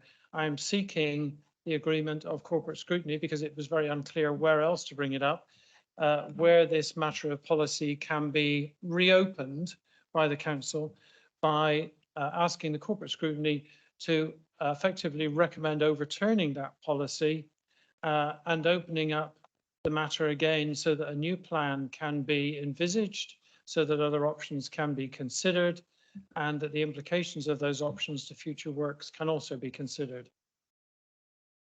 I'm sure Councillor Mosdale would like to add to it, given that it is a joint question. Thank you. Councillor Mosdale, briefly, thank you. Yeah, I think definitely our question, we need to have clarity of where we can actually bring this and ask this question. It's really a question of the Chief Executive of where do we go to now? Do we need to take this as a motion to full council? What's the process to try and get that 2010 policy overturned? So, you know, it's very detailed, but what we want to ensure is that we don't miss the opportunity of actually asking the question, because we can't move forward with any prospect of looking to do the military road without overturning that 2010 policy. I'm just gonna it seems about five questions. Councillor Stewart. Thank you for your time on this. Apologies for not putting in a written commentary on this. It's come up very recently, and some of the information has been passing by the ward councillor who actually deals with this area, which is myself. I might be able to assist here, because the no active intervention actually, and I will read this out so everybody can understand it. In the second paragraph of 221, which is no active intervention, it specifically says, the road will require local realignment or alternative inland routes will require upgrading. Therefore, local realignment is actually already incorporated within the no active intervention. The no active intervention specifically refers to the coastal management plan, and of course that is subject to national policy. I would strongly suggest, obviously it's finally down to the council, but I would strongly suggest that we don't really want to start challenging national policy when we can manage a possibility of dealing with this particular problem locally. Thank you. I'm going to bring in Councillor Lever because I think he's got to go and he has a related question. It was just to add into this mix, because I'm not sure is the ask of changing this policy, does that have any effect on the contract with Island Roads? And Councillor Love, sorry, I'm trying to take these together as one sort of composite question. That's like stretch of the word one composite question. Councillor Love. It's not a question for me to answer, but I understand that we are actually doing a review Are we not on the coastal clusters at the moment? No, we are doing a review. I thought we were doing a review. And I think that that's what needs to happen, is it needs to be reviewed. I wouldn't say that we need to overturn it, because you don't overturn something without having something in its place. But certainly doing a review seems perfectly logical, given the timeline of 2010. It's time to review it. So for me, the answer is yes, let's review it. Yeah, I'm going to invite Mr. Rowlands to come in, but with the caveat that that's quite a lot of questions and information rolled into one, and I'm sure it will need a written response at some point. Mr. Rowland. There was a statement that the leader was going to read out, but unfortunately the leader couldn't be here today. So I'll read that statement out, but you're right, Chairman, it does need a fuller response, and a fuller written response will be provided in answer to Councillor Jarman's points, but also in answer to some of the questions that were raised earlier. I think there's a difference here between the Cabinet reports in 2010 that recommended not to repair the military road between Brook and Hanover Point, Southampton Car Park. What we're talking about here, no active intervention policy, is the 2010 shoreline management policy, SNP, in this stretch of coast, which derived from national guidance on developing shoreline management plans. Now, coming to review, it was reviewed again. Apparently, there was a health check in 2020, reviewed that policy nationally by national bodies, and it was found to be sound at that point as well, because it's based on national guidance, it's based on DEFRA guidance, it's based on what the DEFRA and the Environment Agency do nationally in terms of setting their determination of what coast will be active intervention and where they will actually actively recommend that we actively intervene on other areas of coastline. The SNP is about investment in coastal defence set against erosion and flood risk.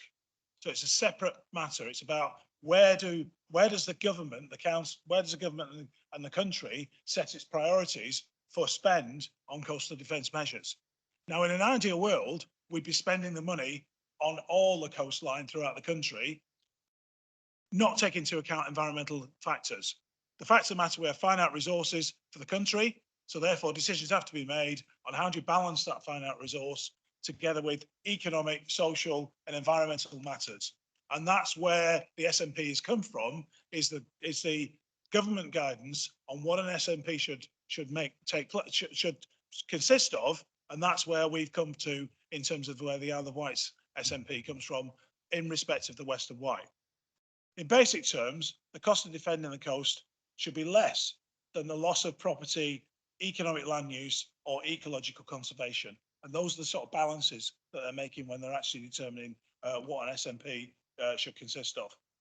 An exception to national policy is something that the communities in the east coast of England particularly are seeking to do for a relatively small number of homes in those areas. And again, that the east of England are looking at the impacts on a small number of communities in relation to what the government are saying overall nationally. The approach is not likely to gain support from DEFRA and the Environment Agency, given that multi-millions are already being required to deal with coastal flooding in other areas of the country, including on the island at Ventnor, Sandown, Shanklin and Benbridge. So we're talking about 60 to 80 million pounds being invested over the next 10 years in those particular areas. And therefore that choice had to be made. Where is the best use of that resource that's been provided nationally, as well as being supported locally by the Isle of Wight Council as a coastal authority? Final bit before Councillor Mossel comes in. Whilst the SNP references a loss of existing road over time, this policy document is not the place for long-term highway transport discussions for realignment, rerouting or abandoning the A road as a transport route. So as I said, that was the leader's statement, and we are, as officers, we will come back with a more detailed response to what Councillor Jertman is saying on top of that. Without this becoming a sort of mini scrutiny item, I'm just going to go back to the two questioners to see whether there's anything else they'd like to ask. Yeah, so in response to that, so when they're doing this mathematical equation on how much it costs and the balance of whether it's houses and economy and stuff like that, we also need to make sure that that's balanced in the timescale. Because actually, are they looking at 10 years, 20 years or 40 years and taking to the fact that the limit of the whole, we only have to look at what's happening at Ventnor at the moment. They've got one route in, you know, that route has been shut for ages and businesses are emptying on a daily basis in Ventnor because it's too hard and it's like a ghost town in there at the moment. We don't want the military road to close and that happens to Freshwater because you've only got to have Island Road, Southern Water and everybody else and they aren't all digging up the road at the same time and these towns get completely shut off. So it's all very well saying that we're doing an equation of how much it will cost and the balance, is it worth it? What we need to know is how that equation is done over the period of time. Would it be done on this is how many millions it will spend and it would have a lifetime of this? Or actually, are we talking in my granddaughter being able to grow up and still be able to use those roads and for that economy to be factored into that? So that would be my question is when we're saying we're going to work out whether it's worth it, how are they actually making that calculation and on the years and the time that it would happen? And please, can you have a look at Ventnor as well because it's dying. Before I go back to Mr. Owen, Councillor Jarman, did you want to come back? Yeah, just to clarify one point, the term economic impact was used, and I just wanted to clarify, does the term economic impact, because you mentioned it in relation to homes, and I get that with East Anglia where homes are being swept away, but in addition to considering homes, does it allow us in that calculation to consider other economic impacts, for example, the impact on the infrastructure, being the road itself, the impact being on the economy of the island, i.e. tourism, which that very iconic view generates for the island. What does economic impact go to? Is it simply houses or is it other things as well, like infrastructure and economy? I think it does, but I would have to come back with a longer answer on that and in terms of timescales and that account as well. So what we will do, we'll come back with an answer that comes back and addresses those 2 points that are being made.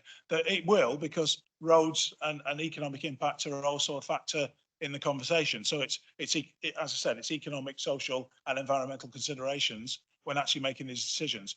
Coming back just briefly to the military road as it currently sits and currently runs, there are 2 factors to the military road at the moment. There's from the land side and the chine formation, which is happening very quickly and it's a natural formation. And there is also the coastal impact. Now, the implication is on the coastal impact that we could be anything between 2 years and 10 years away from the military road being washed away by the sea. Regardless of what interventions that we try to engineer, that is likely to happen. So we're not just talking about the shoreline management plan and the need to protect the natural environment and the decisions made based on economic and social factors. It's also based on the reality is that the coast is eroding at such a rate that you're not going to be able to engineer yourself out of that situation. So what we've got to think about, I think, and what we're looking at as a council to develop is the reroute solution or the solution which is looking at making use of the existing roads. Those effectively, we're left with those 2 potential solutions going forward. Chief Executive. Thank you, Chair. And I'm going to bring up the point and the question that Councillor Mosdale asked, which I think I can still remember, which was how to take this forward.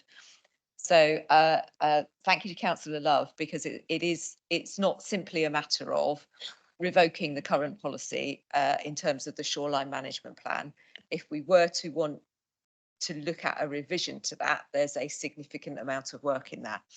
I think what we're hearing is that there's this dichotomy between investing in coastal defence, which will be an engineering project, which in effect prevents coastal erosion, not that you can prevent coastal erosion, versus options around realignment and rerouting.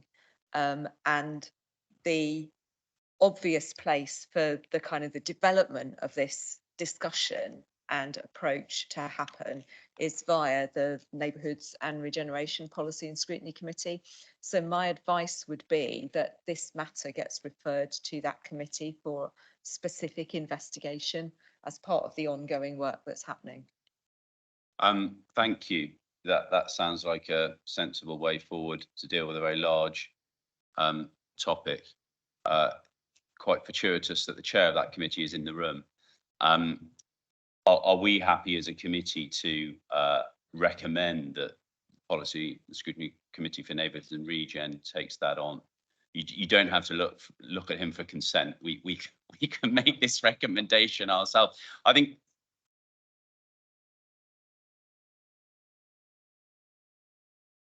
Are we happy with that? I think that's gone as far as a question can go. There's some hands up and some nods. So invite neighbourhoods and Regen to take that big issue on. Thank you. Question number 2, which is 05/24, relates to a question from last month, which was around access to budget information and the response that was given from the officers to that question. Councillor Jarman, I think I might read out the questions at the bottom of it and then invite you to add any context, or indeed you add context, but I think it would probably be helpful if you read out A, B and C. I'm happy to, Chair, although I'm sure everybody's had a chance to read them before the meeting and again at the meeting today. The matter arises from 2 key events recently, but is a wider question. The question is when matters are referred to from this committee for an answer, indeed it probably isn't only limited to this committee, from any committee for an answer, if the administration wishes to go out and incur additional expenditure, what controls of that process should there be? In this case, there was an external reference. I understand from yourself that you were not involved in that. I understand from the Vice Chair they were not involved in it. The terms of reference going out to that external body were not shown to you or discussed with you or the Vice Chair before it was sent out, nor was the amount of funds that would be required to cover that external reference made to either yourself or the Vice Chair. That seems to be a deficiency of process where really this committee is not in control of the mechanism by which questions it raises are answered. The second issue came up in relation to another committee, which is why I believe it is a wider issue than just this committee, where a question was asked by a member and the Democratic Services referred that to the Cabinet member. The Cabinet member, some 12 to 16 weeks later, has not answered that question. The question was again put to Democratic Services, who replied that the matter had been dealt with, they had discharged their responsibility, and that their answer was that it had been referred to a Cabinet member. Well, that doesn't generate an answer to the question, nor I believe is a proper mechanism for dealing with the question from a committee. So what I'm seeking here is confirmation today, recognising that both of those were instances of perceived failure in terms of actually dealing with the matter properly, is who authorised that external commissioning from this committee, given that neither yourself or the Vice Chair were aware of it, or saw it, or approved it, and under what Cabinet member was that external expenditure incurred? That's the first part of it. The second part is, what were those costs which were incurred to the public purse? I use the public purse in the colloquial frame there. And the question C part is, will this committee require disclosure of those invoices demonstrating the external expenses that were incurred from those questions referred without the knowledge of this committee? Thank you. Thank you. So I don't agree that I needed to see, and the Vice Chair, that he can speak for himself, that we needed to see the question or how the officers responded to a question that we effectively gave to them to answer. I think the question as it was put to us last month, we took the view that the committee were unable to answer those questions, and it was for the officers to give their answer and or advice. How the officers go about putting their advice together, I don't think is a matter for the chair of this committee to get involved in, provided they stand by the advice they give. Now, they may or may not go to external advisors for that, but I don't see a process problem in them doing that. And unless the committee disagree with me, I wouldn't look to seek the information you're looking for. You, of course, have got a right if you wanted to try and pursue that information, but I wouldn't recommend that this committee requires, for example, disclosure of invoices to external advisors in order to procure that advice. The committee may disagree with me, but that's my view. Okay. Councillor Love, you've sort of half got your hand up. Sure, that should respond or not, because obviously this is a matter that's gone up the line, and I think actually agree with what you said. I think my only point would be that if we had to get every committee to agree to every purchase, we'd never do any business, would we? Going backwards and forwards. Once we've passed it upwards, I think it's right to ask the question, how much did it cost? I think that's a reasonable question to ask. But who made the decision? I think once we've made a decision about a decision, we need to leave it to the officers to do it, because otherwise, if they're going to bounce back to say, is that okay to spend this money? But it's going to take us forever to run this council. So that's kind of what I'm thinking about it. But I agree with you. I think once we've made, I don't think that we need to scrutinise that, if I'm really honest.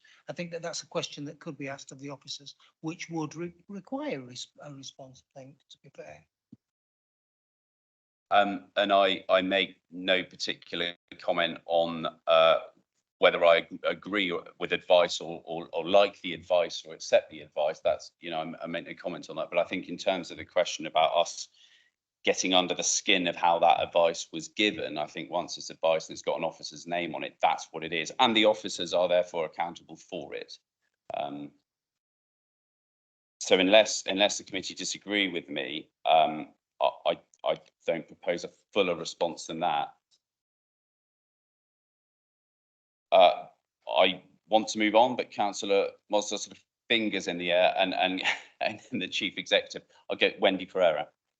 Thank you, Chair. I was simply going to add, in response to your response, was that I'm happy to have a conversation outside of this meeting with Councillor Jarman and whomever else wishes to be involved around the ongoing discussion that's arisen out of the questions that were asked and the answers that were given. On the separate point about questions coming into democratic services and going to the member for an answer, I do think we can improve that situation in terms of ensuring that answers are provided.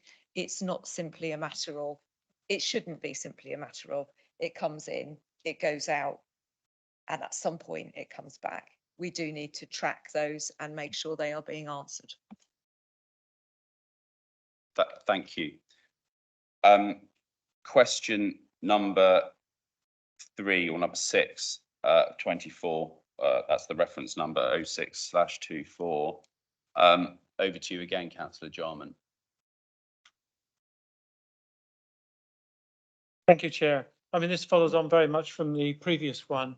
I tried to separate out the issues here so that it didn't just become a huge, great big diatribe of questions and that they were quite succinct. What I'm seeking here is the agreement that questions which are referred by a committee to the administration should not go forward to external consultants or to other non-officer positions, i.e. externally, without the agreement. So I understand what Councillor Love was saying, that we should simply leave it to them and yourself, Chair. But imagine we were to give a question to the administration, they were to refer it outside for legal advice, and the cost was to be 50,000. Would that be appropriate? Well, somebody has to make the judgment on that. If it was 100,000, would that be appropriate? If it was 200,000, would that be appropriate?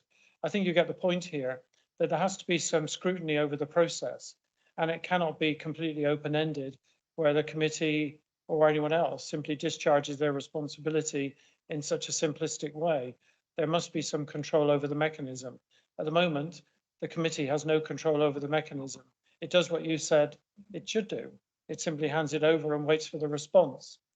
If there is no control over that process, then the council can be incurring costs to the public purse, which could be unnecessary or disproportionate. The same as as the Chief Executive have said, that we can refer questions from committees to Democratic Services, they can assert those are discharged by forwarding the question to a cabinet member who can then decline to answer them. Now that for me is neither of those are adequate processes. So my question here is really about stopping those misuses of process, those abuses of process, perhaps even, and putting some additional controls into them. So it sounds like behind that question, correct me if I'm wrong, there's a bigger question around how often outside consultants or advisors are used and the process about how they're used. That feels like there is an answer to be given to that question.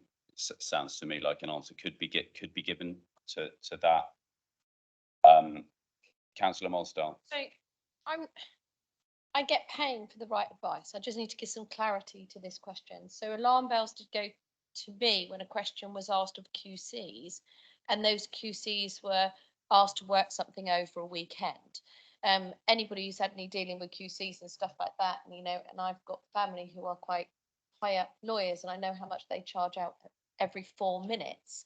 To know that this council's referred something to go to a QC to be looked at over a weekend, that felt alarm bells to me, that actually as a council and this type of committee that we need to have some understanding of the why, the how and the how much, because we are talking that could be, as Councillor Jarman has said, a couple of £1,000, or if we're going to next level of QCs, we could be talking £20,000 work over a weekend. And people go, oh, is that possible? Well, actually, in that level of legal advice, actually, that could be possible.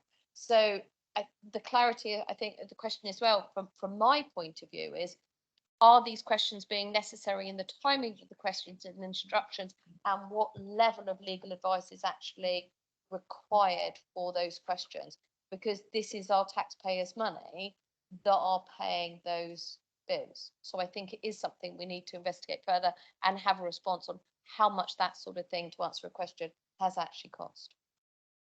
Yeah, it seems to me the bigger picture questions are the more legitimate ones, are legitimate as far as us as a committee can seek to sort of get involved. Is there an over-reliance on external advisors, consultants, etc.? What's the budget? Who's approved the budget? Is there too much? I mean, a lot of this information will be available. I think it's a case of pulling it together in one place. And I guess question B on that, Councillor Jarman refers to, and he's spoken to me about it, and we've spoken to Councillor Spink about it, is what question is put to external advisors to invite the advice and the response, and concerns that it's not necessarily the question that was asked by the councillors when it was originally made. Obviously, depending on how you frame the question, will influence the answer you get. Is the response that can be put in writing to try and capture that? And I just wonder, rather than being too sort of starchy and procedural about it, if communication between Councillor Jarman and the Chief Executive can be done in order to elicit the right response, address the issue that he's asking about, rather than us paraphrasing it 3 times and the wrong answer being asked. And Councillor Jarman, just last word on that. Yeah, I'm very happy with that, Chair. And I think as we're going through an exercise at the moment of reviewing the constitution with potential change for how this council is managed, that clarity can be brought into that constitutional review at some stage, perhaps not in the first instance, but hopefully soon afterwards. And on to your final question with a reference 07/24, I'll hand back over to you. Yes, this is a very discreet question. It's really a question of our constitution and the wording in our constitution, which in plain English is very simple. It allows opposition groups to have access to data, which is required for them to put forward an alternate budget. This term has been often misused and confused. I understand the political term of flipping, which is seems to have been somewhat involved in this process.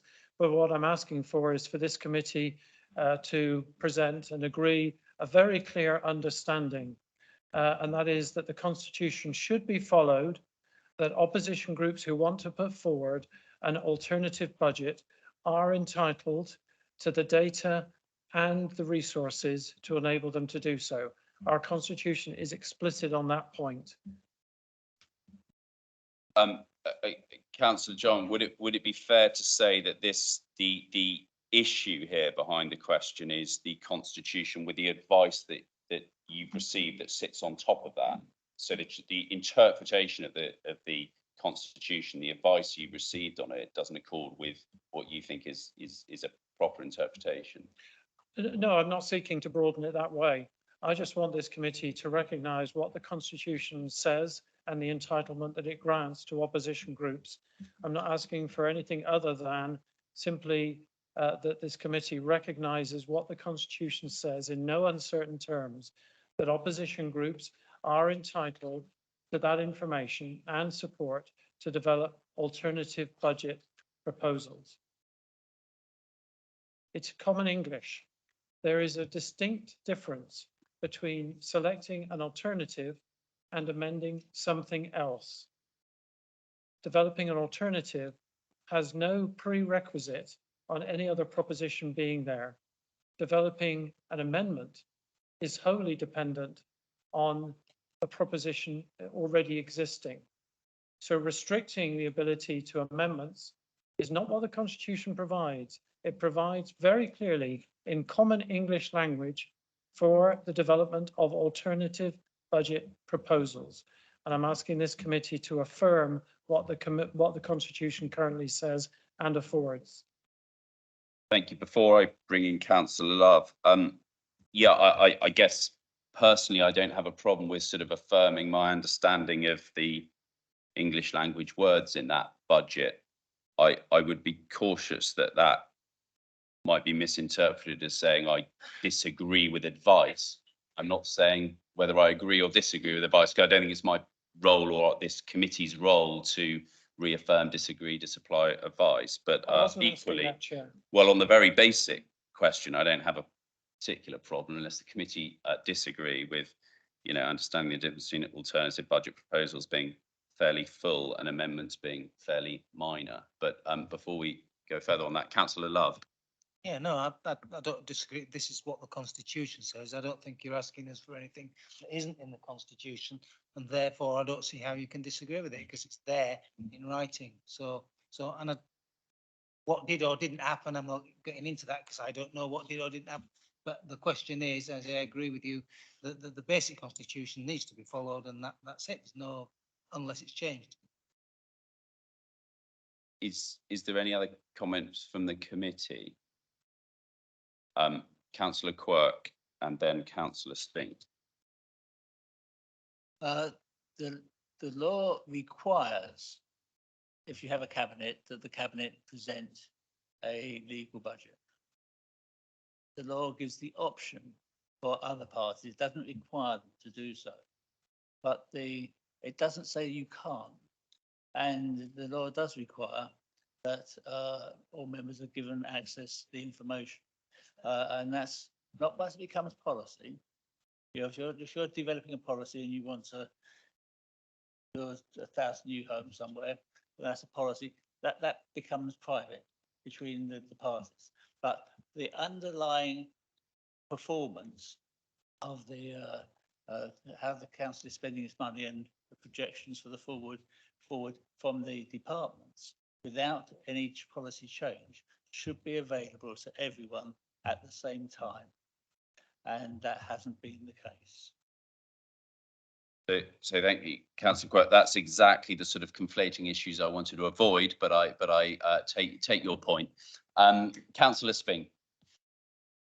Well, I was only really going to say that I think it's difficult in some ways for this committee because some members may have looked in detail at the Constitution, others may not. I mean, I've read the Constitution, and I have to say, from my personal opinion, I think it is clear, and that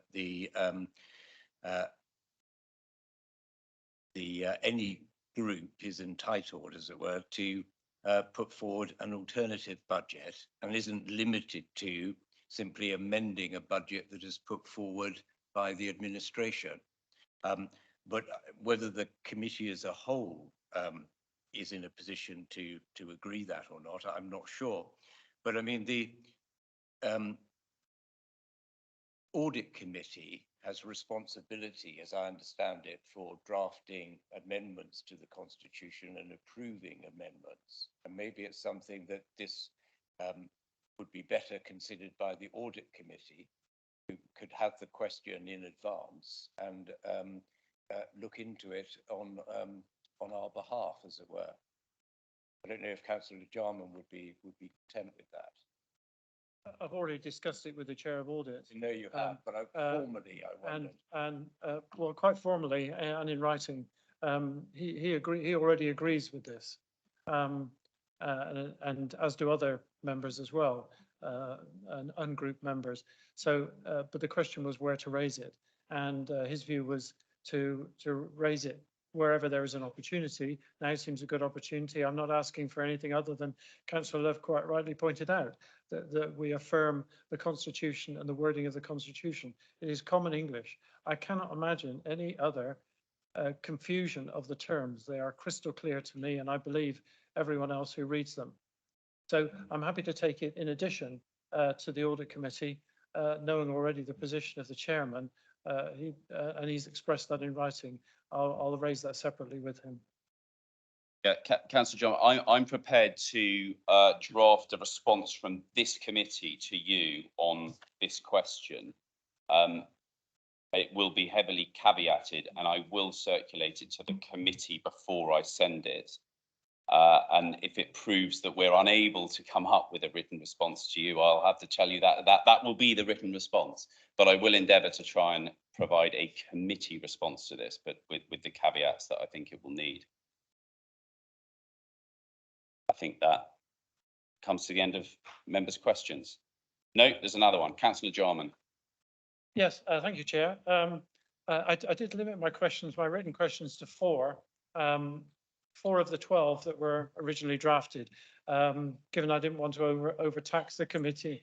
Yes, no, the others all refer to budget, so they're all coming to the budget meeting.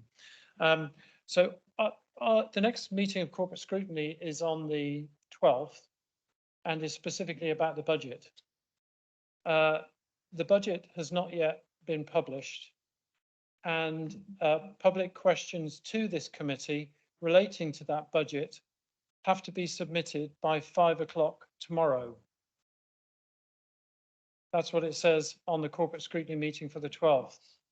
So it's very difficult, I would suggest, for the public to submit questions by 5 o'clock tomorrow on a document that has not yet been published.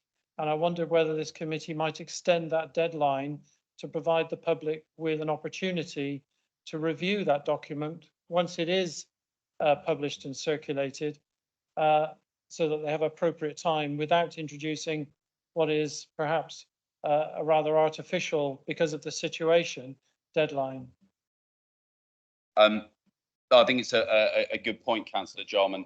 To the extent I'm able, I'm happy to be flexible on questions that don't fall within that deadline, to the extent I'm able, and I'm not sure how able I am. But in terms of, to the extent I've got any discretion at all, and there's no point in the question if I haven't, I would be willing to take some questions if they were, for example, 24 hours over the deadline. I'm obliged, Chairman. Could we ask for that to be recorded on the website where it currently does say close of business tomorrow to the public, to let them know that the questions submitted after that deadline will be considered if possible? Again, I don't want to go, say I'll do something I can't, or ask officers to do something that I can't. I'm sorry, I'm about to get advice.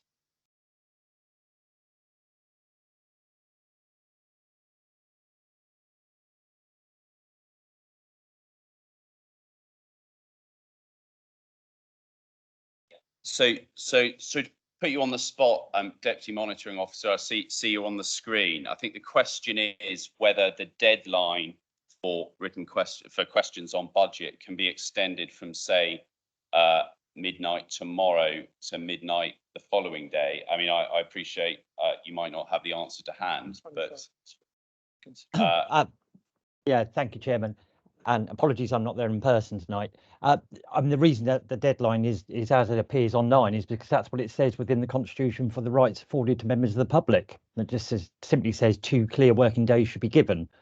That's not to stop the committee receiving written questions after that date, but it's just to guarantee a reply. I don't know what the technical issues might be in amending the online period. I think some of this comes down to just having the time to circulate and ensure whoever needs to be involved in an answer preparation is afforded to those officers or members. Fine. It wouldn't prevent oral questions obviously being asked at the meeting. And I'm sure officers could circulate written questions that were received slightly late, but still within a time that could be circulated to others. But there needs to be some time frame, otherwise there'd be no cut-off, and people that need to be involved in answering those questions wouldn't be involved. Yeah, thank you very much for that, Mr. Thorne. The Chief Executive's got a hand up. No, I was just going to say that the microphone for Mr. Thorne wasn't easily understandable at the first stage of his conversation. So I think what he was saying was, in strict terms, the deadline is not about a cut-off in terms of giving a question, but in being guaranteed an answer. So late questions could be provided.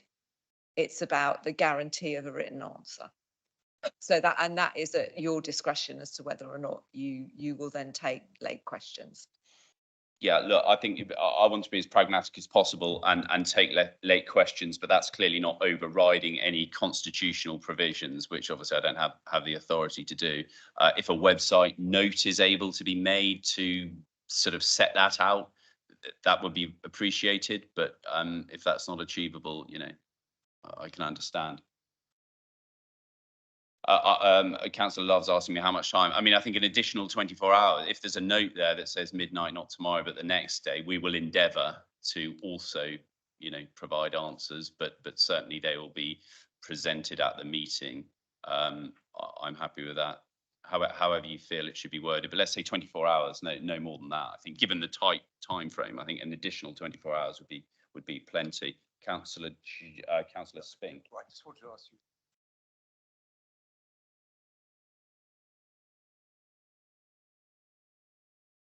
Councillor Jarman. We